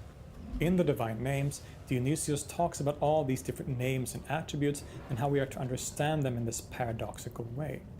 He points out, for example, that while the names might be diverse, they all point to a single, unified, and simple divine reality. Quote, "It, the Godhead, flows over in shares of goodness to all, and it becomes differentiated in a unified way.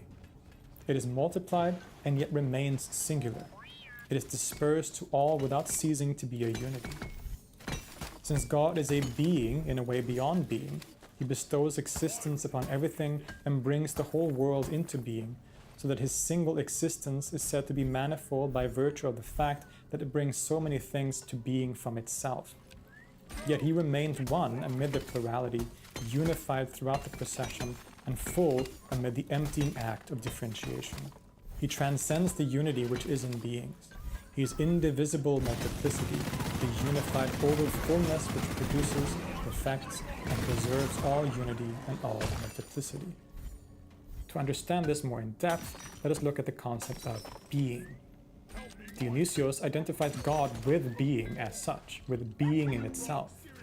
God isn't a being among other beings, and thus doesn't have being as other beings or things do. He is being itself in a way that transcends being as we know it.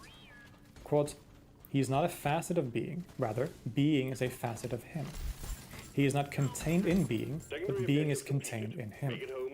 He does not possess being, but being possesses him. He is the eternity of being, the source and the measure of being. He precedes essence, being, and eternity. He is the creative source, middle, and end of all things. It is not that he exists here and not there. He does not possess this kind of existence and not that. No, he is all things, since he is the cause of all things.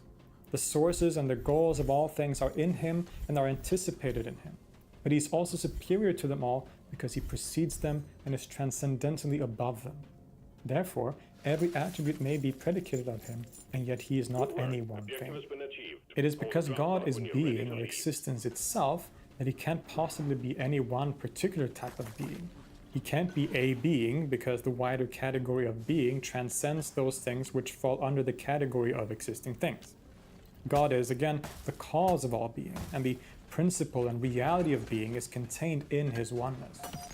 He can thus be everywhere and be the all in all, to use Proclus's words, while simultaneously being beyond all things. Quote, "He is present to all, and he is everywhere, according to one and the same and the totality of everything.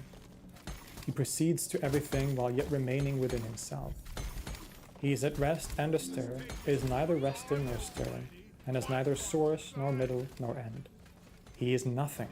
He is no thing. The categories of eternity and of time do not apply to him, since he transcends both and transcends whatever lies within them. Eternity itself and beings and the measures of beings and the measured would exist through him and from him." Later on, in the Middle Ages, Meister Eckhart would develop this idea further by describing God as indistinct being, the indistinctness being the very thing that makes it distinct from all things. A very brilliant philosophical turn, right? Meister Eckhart takes these basic ideas. Meister Eckhart, by the way, is very Dionysian in his thought, and he takes these ideas and develops them even further through his use of Middle High German and Latin. To get at this seeming paradox of what God is and isn't, Dionysius uses a quite ingenious sort of linguistic trick. When he talks about God being good, for example, he will add the prefix hyper, the Greek hyper, before it. So God is hyper good, hyper good. In Latin, and also therefore in English translation, this is often rendered as super good, right?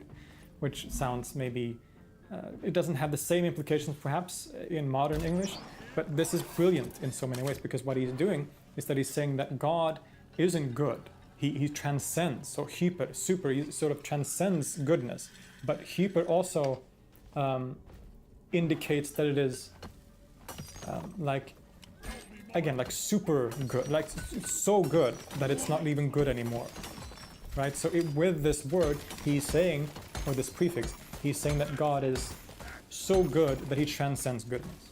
What this does, in a really clever yet simple way, is indicating both the affirmation and negation at the same time.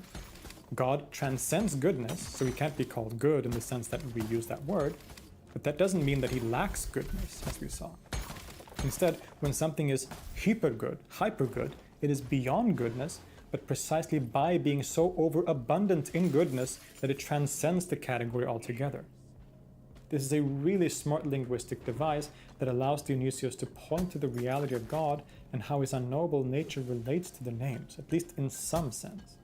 That at the end of the day, no matter how many philosophical tricks we use or how long we try to explain the attributes or names from the Bible, none of it can ever actually get us to a real understanding or grasp of God.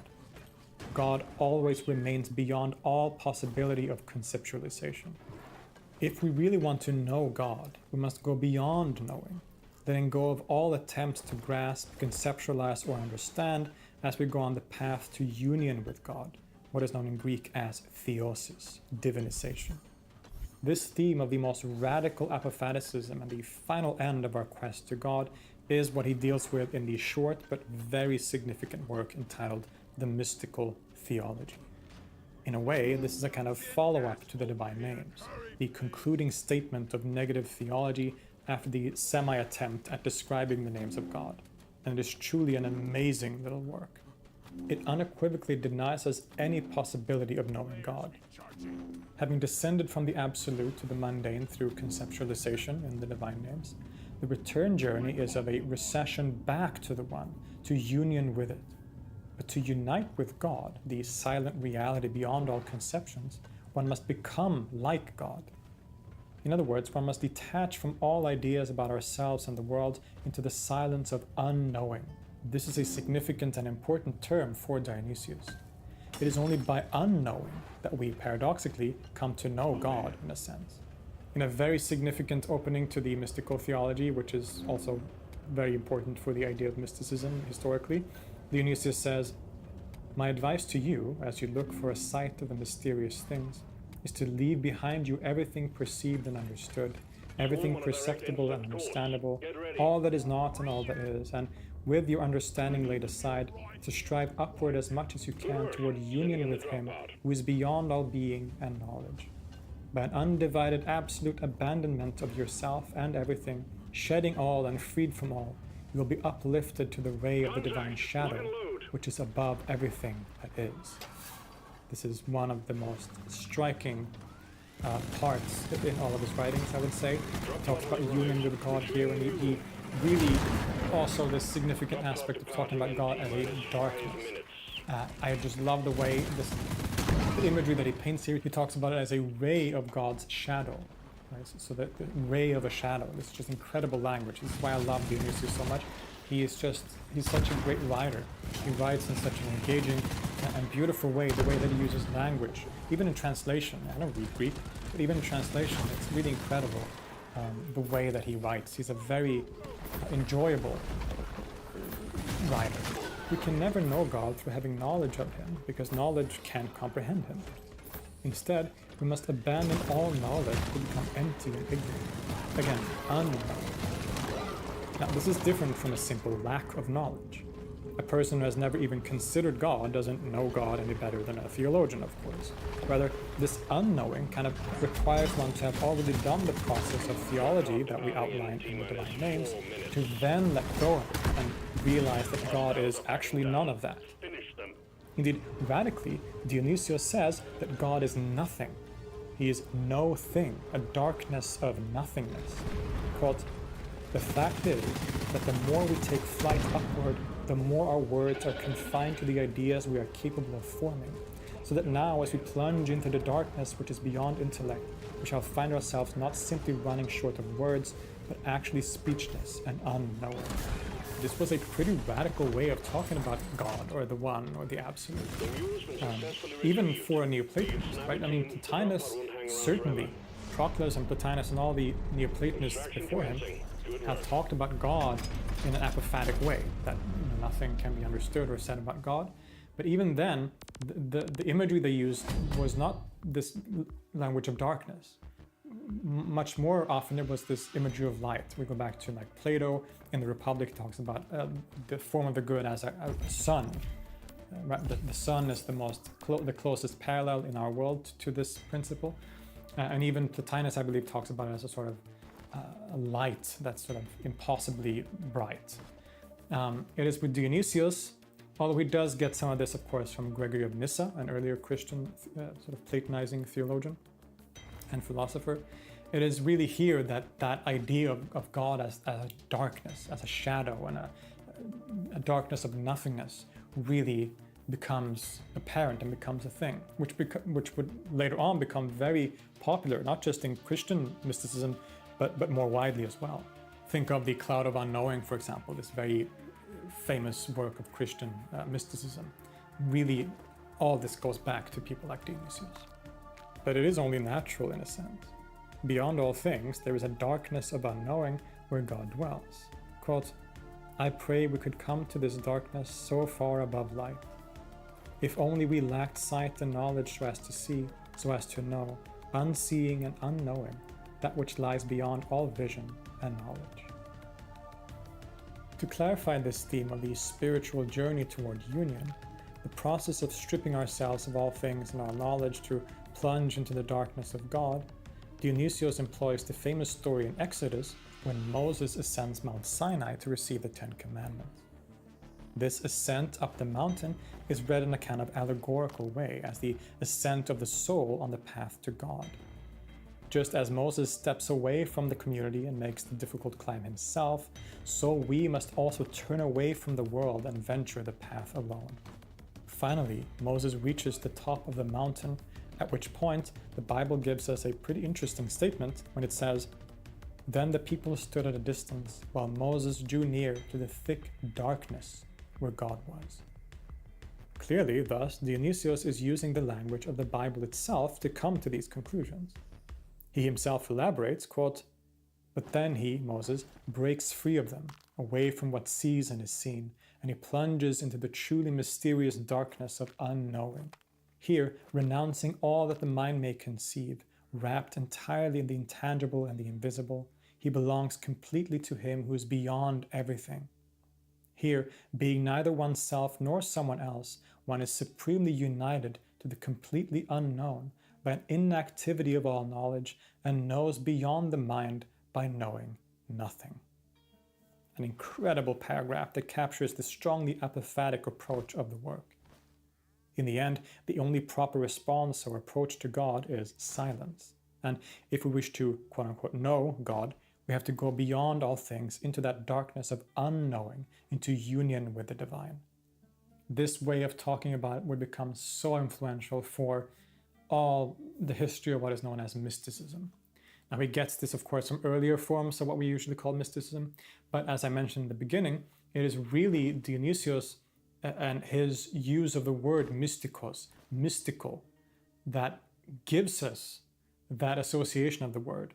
Now he names this work the Mystical Theology, and this is probably where we get, this is an important point in the history of the term mysticism. We probably wouldn't have the term mysticism as we know it if he hadn't named this work the Mystical Theology. Now, he doesn't mean mystical in the sense that we mean it necessarily when he uses this title. When he talks about the mystical theology, he means that in a way that was much more common back then among Christians. The mystical is something hidden. It's like the hidden interpretation of biblical scripture. It's the hidden mystery of the sacraments like baptism and etc. Anything that's sort of hidden in general, right? It's these hidden aspects of religion. That is what he seems to indicate here. But we also see in these works, like in the mystical theology, allusions to these concepts of union with God, this apophatic theology, all these characteristics that will become so key, so central to what we call mysticism, Christian or otherwise, later on in history. That association that he calls this the mystical theology, the word mystical being applied to something that talks about this, is probably one of the key sort of moments in this history of the term and the concept of mysticism. So this is one of the things that makes Dionysius so important historically, especially for the history of mysticism, and which is why I am calling him in the title of this video the father of mysticism. Of course, there were, usually we consider earlier, we can find mysticism earlier in history than Dionysius, but Dionysius is such an important figure for this development, especially for, in a sense, coining the term mystical, which then led to mysticism much later in history. All of this also, of course, becomes important and is carried over into his other works, primarily the celestial hierarchy and the ecclesiastical hierarchy. And it is in these works, the Neoplatonism of Dionysius was already pretty apparent in the Divine Names and the mystical theology, but it is, I think, in the celestial hierarchy that we really see the strong influence of Proclus in particular, in the way that he portrays the metaphysical hierarchy and reality. To expand a bit more on this, both the work but also the very Proclean nature of Dionysius' thought, here is Earl Fontenelle, the host of one of my favorite podcasts, The Secret History of Western Esotericism. So in the celestial hierarchy, it's basically a very, both of these works are extremely complex, right? So take everything I say in this little conversation as with basically attached to it, and I'm leaving a lot out. He's laying out an angelology. So there is a God we know who is, he's quite happy to call the One, as we see in the mystical theology, and especially in the Divine Names, right, where he gets into all the things you can and can't call God. The One is utterly transcendent, but ontologically posterior to the One is this world of angels. And the angels they really are a hierarchy. In fact, I've read in many places that the term hierarchy, hierarchia, actually originates with this writing of Dionysius. He invents this word, basically. So there are 9 ranks of angels. They are sort of greater in power the closer they are to God. The seraphim are the highest. So all the names of the angels are taken from Hebrew scriptural sources. So he's taking this like traditional material from the Old Testament. The last 2, the archangels and the angels, the lowest levels, those are Greek terms, which they're standard terms of translation of Hebrew equivalent terms. So it's all pretty much very, very old traditional names of angels. Now, in the Hebrew scriptures, we don't have any reason to think that these are conceived of as philosophic entities, but in the Pseudo-Dionysius, they absolutely are. So they are noes, they are they're what's often translated as intellect, but very inadequately, sort of transcendent consciousnesses, immaterial, incorporeal consciousnesses. The seraphim, the highest ones, are just in a kind of eternal state of God consciousness. They're just reflecting the divine darkness in the form of illumination, perpetually outside of time and space. But as you get lower down this chain of 9 groups, it gets a bit dimmer as you go along, right? Down all the way down to the angels. Now, what's specifically Proclean about it, I would say? Well, what's specifically Platonist about it is, as anyone who's read Plotinus is familiar, you have the One, the nous, soul, right? So here, these are the nous. And in fact, they have most of the characteristics of the Plotinian nous, except that Plotinus doesn't ever tell us. He tells us there are kind of structures within the nous, that the nous has sort of higher and lower levels, but he never says, and here are the names of the levels, and here's how they're all arranged in such a way that you could draw a diagram. Proclus emphatically does that, following on Iamblichus, his greatest influence, maybe aside from Plato himself and his own teacher, Syrianus. And funnily enough, just as Proclus arranges, following Iamblichus, arranges his noetic world, the nous, into 3 triadic structures within the nous. So there's a noetic triad, and then each member of that triad has an internal triad to it. That's the world of angels for Pseudo-Dionysius. So there's 3 groups of 3, and they function just like a Proclean triad. So the one in the middle of each triad term is a middle term that kind of mediates between the outer 2. And that is what the noetic world is like. So he's taken the figures of Semitic traditional angelology, or, non-human intelligence, thinking about non-human intelligences, arranged them such that they function not exactly, but in a very analogous way to Proclus's noetic world, down to the triadic arrangement, the middle terms, which is something that Iamblichus argued for, and so on. And that's what I would say about that. Now, what's then very interesting is that in the ecclesiastical hierarchy, we get a picture of the church as Pseudo-Dionysius sees it, which is a very idealized picture of the church in the late 5th, early 6th century, as far as we can tell, in which the highest member of the church, the bishops, are like sort of illuminated philosopher rulers who are in direct contact with the lowest level of angels, right? The angels are like talking to them. And then there's the deacons and the priests, all the way down to the catechumens, who are the people who aren't even yet in Christianity. They're sort of they're Christian trainees who haven't been baptized yet. And he says in numerous places that the human hierarchy corresponds directly to the celestial hierarchy. So this is another Platonist motif, that the world down here is a mimesis, or a incomplete reflection, or an attempt to reflect realities up there. And the up there is the noetic world.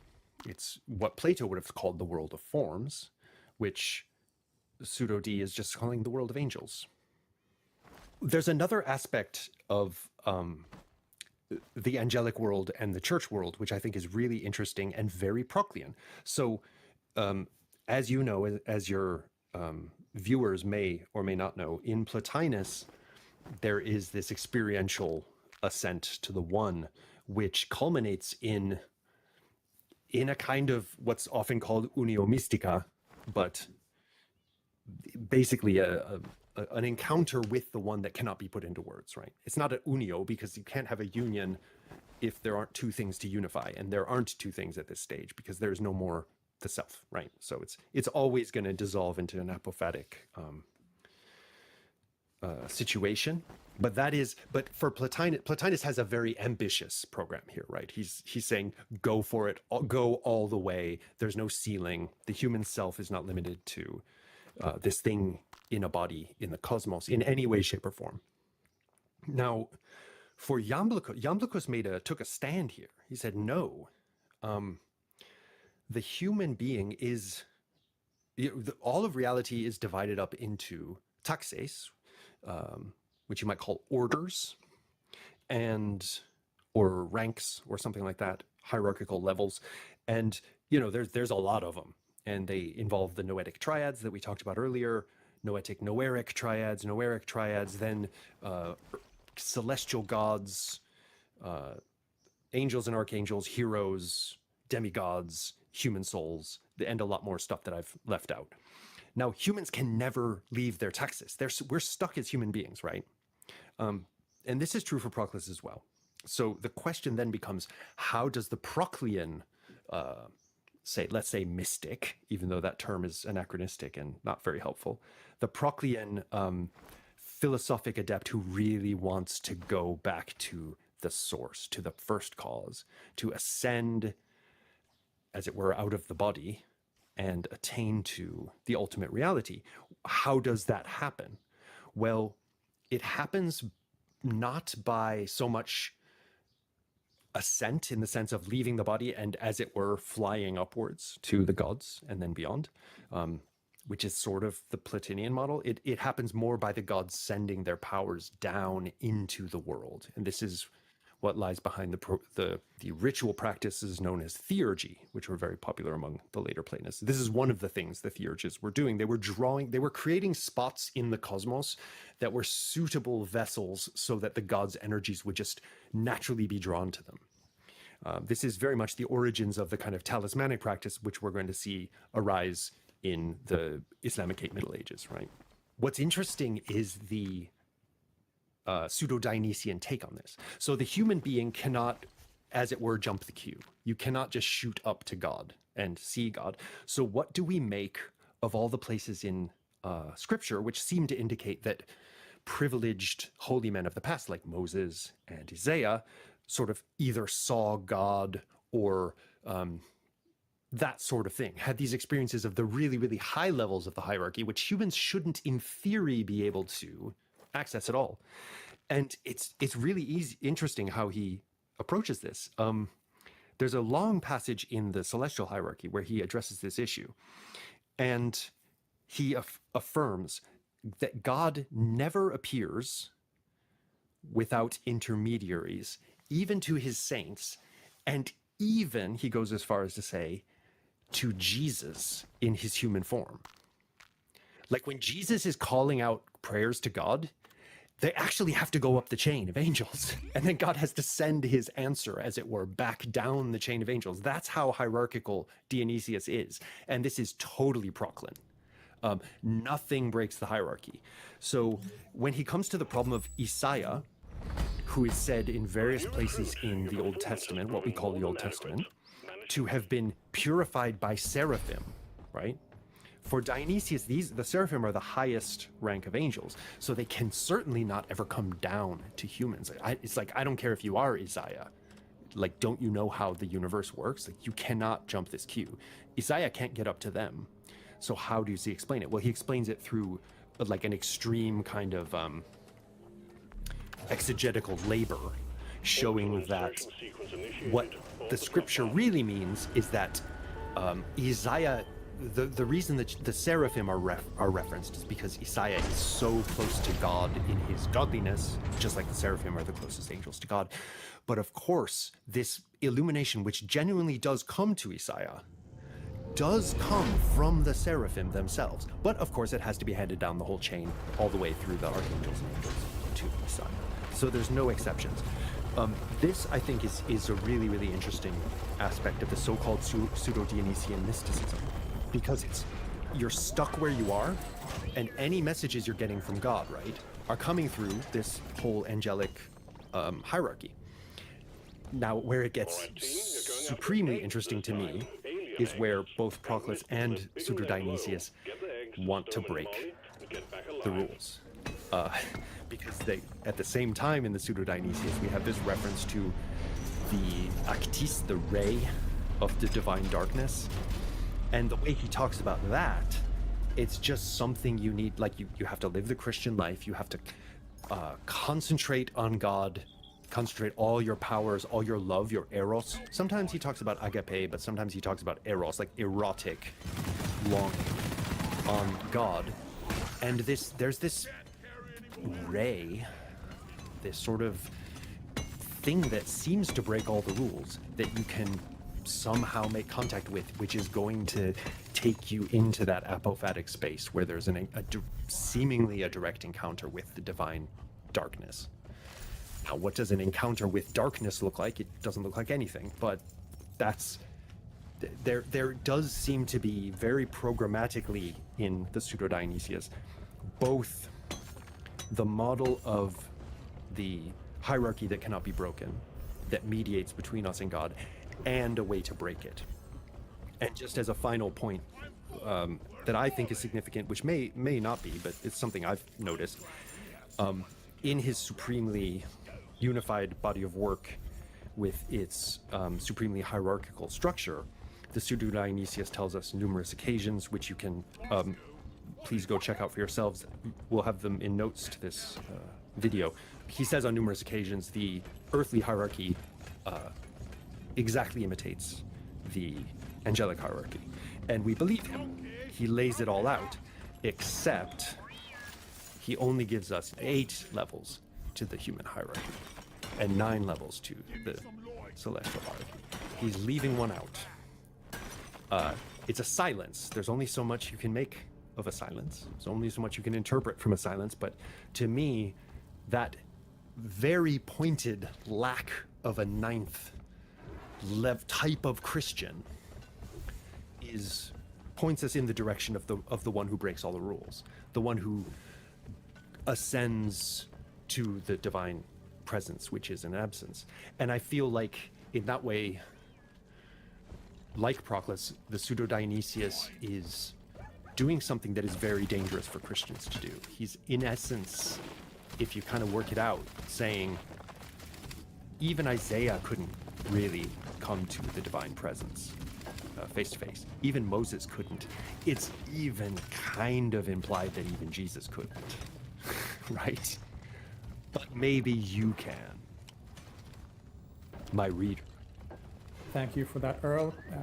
If anyone out there hasn't checked out his podcast yet, The Secret History of Western Esotericism, then you are wasting time and you should go there right now.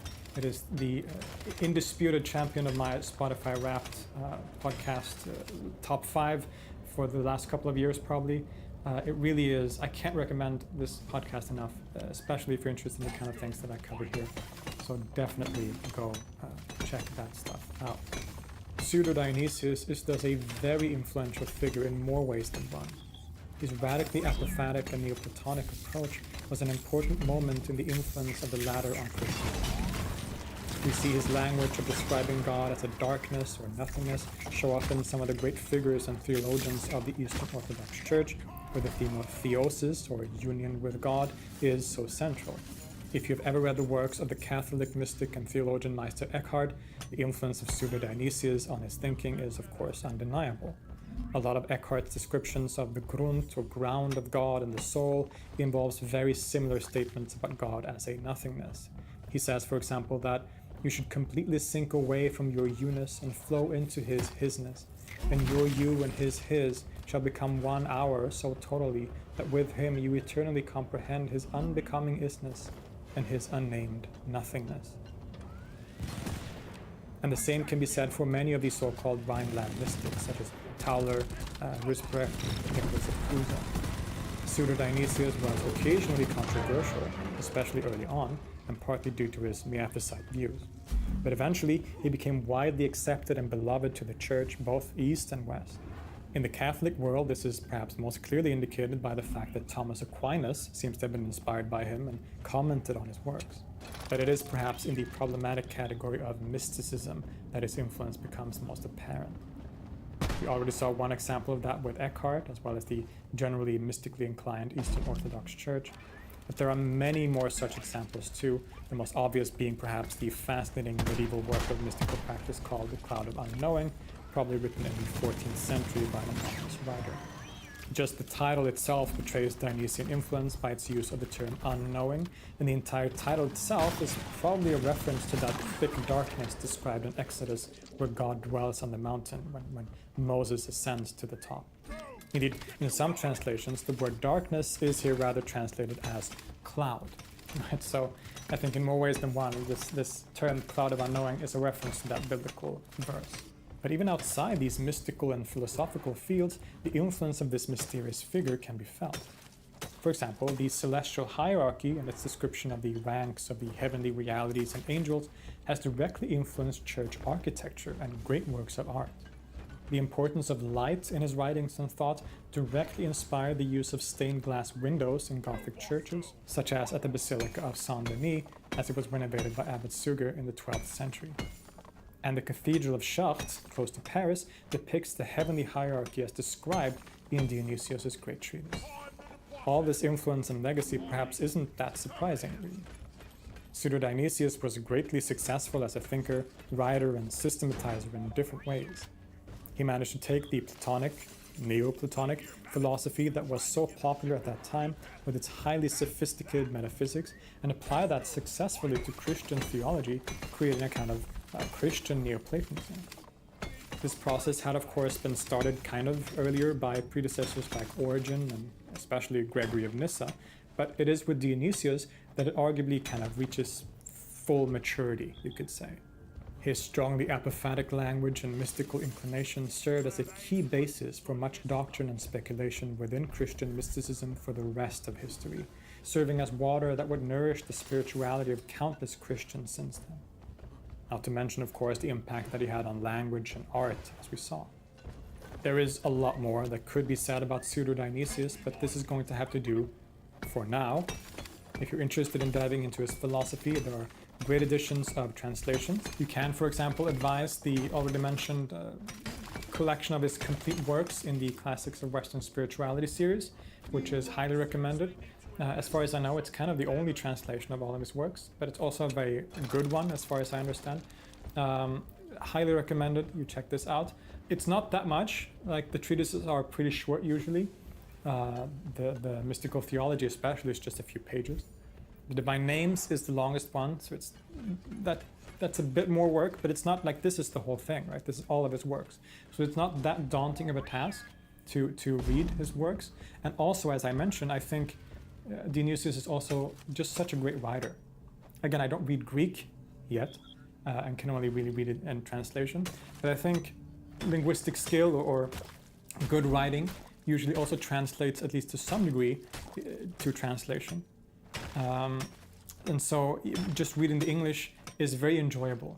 Dionysius is someone that I think is very relatively accessible, at least if you have basic knowledge of these kinds of themes that we've been discussing today. I think he's very clear in the way he talks about things. He has a beautiful way of expressing his thought. He's just a great writer. I think he's just very enjoyable to read.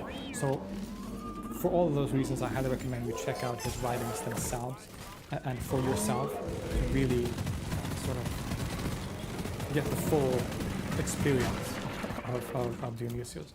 Also, of course, I highly recommend checking out Earl's podcast, The Secret History of Western Esotericism, who is right now just done a series on Pseudo-Dionysius, which was, of course, excellent, amazing.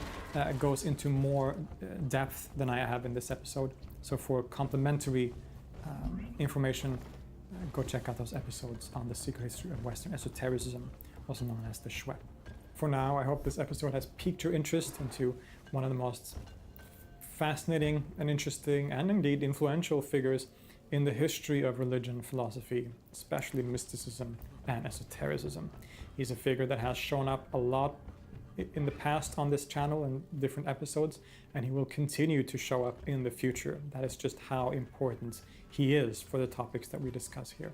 So it was inevitable that this episode should happen, and I hope this was as much of a joy to watch as it was for me to make it. Thank you so much for listening. I would like to give a special shout out and thank you to my patrons over on Patreon who support this channel monetarily. None of this, and I say this every time, but it's equally true every time, none of this would be possible without you. And I would highly appreciate anyone else who wanted to become a patron and support this channel. I will leave links to that in the description. If that's not your thing, you can leave a one-time donation through PayPal, or of course, it is very helpful just to subscribe, like, and leave a comment on this video and keep the conversation going there. You can also check out my other works. I'm on my socials here. There's a link tree in the description where you can find all my socials and links. You can also check out my other channel, Philip Holm, where I post music and content about music. But for now, thank you so much again for watching. And I'll see you next time.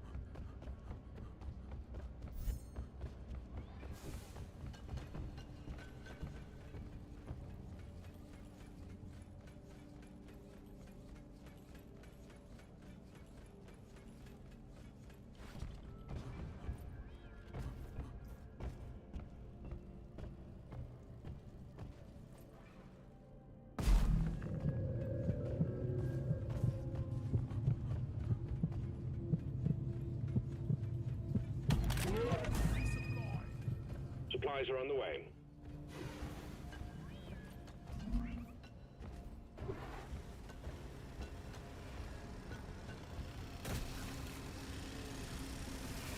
Resupply arrived. Go restock. Move your tin ass over here and hurry, please. Grabbing ammo.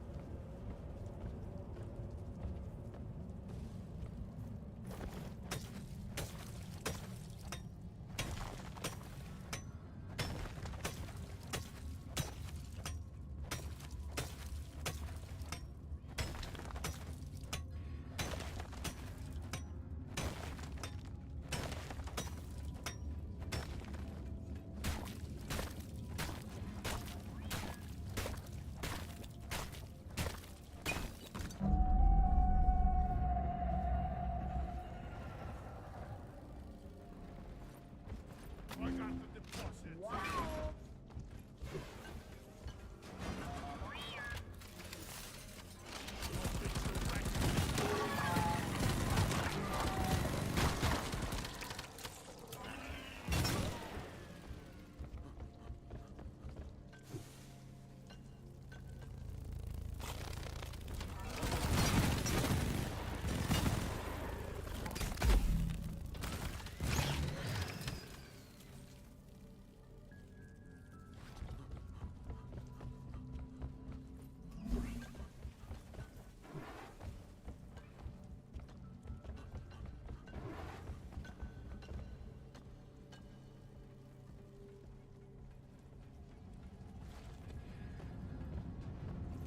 Help me mind this.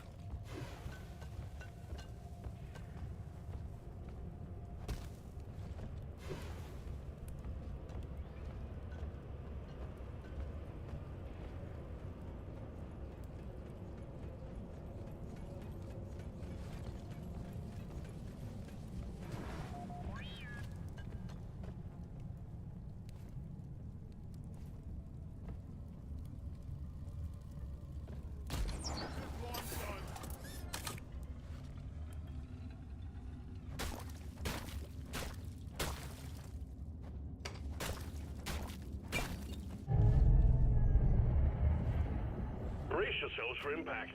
We've detected a massive swarm on collision course. All eggs collected. Management will be pleased. Escape pod button is activated.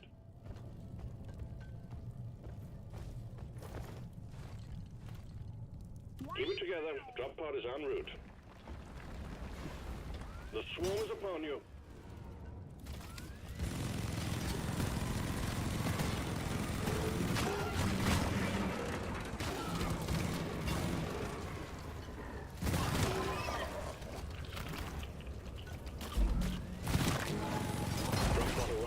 Mule is returning to LZ. Drop pod departing in T-minus 5 minutes.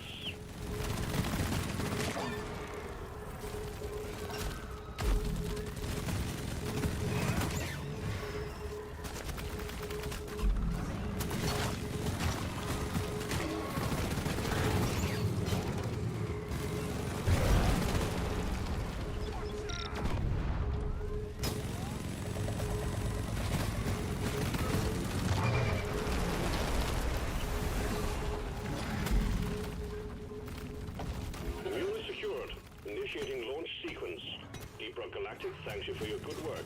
Drop pod will leave with or without you.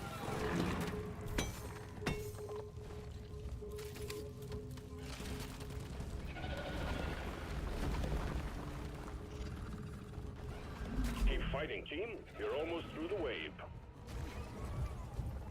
Drop pod departing in T-minus 4 minutes.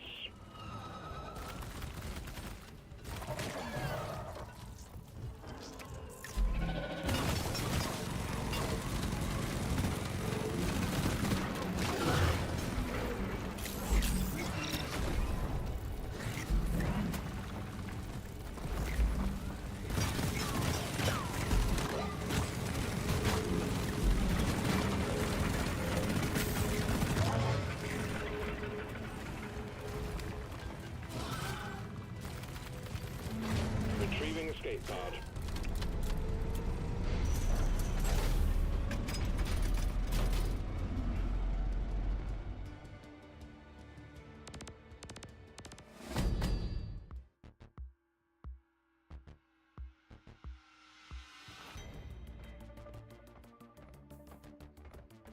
Yeah!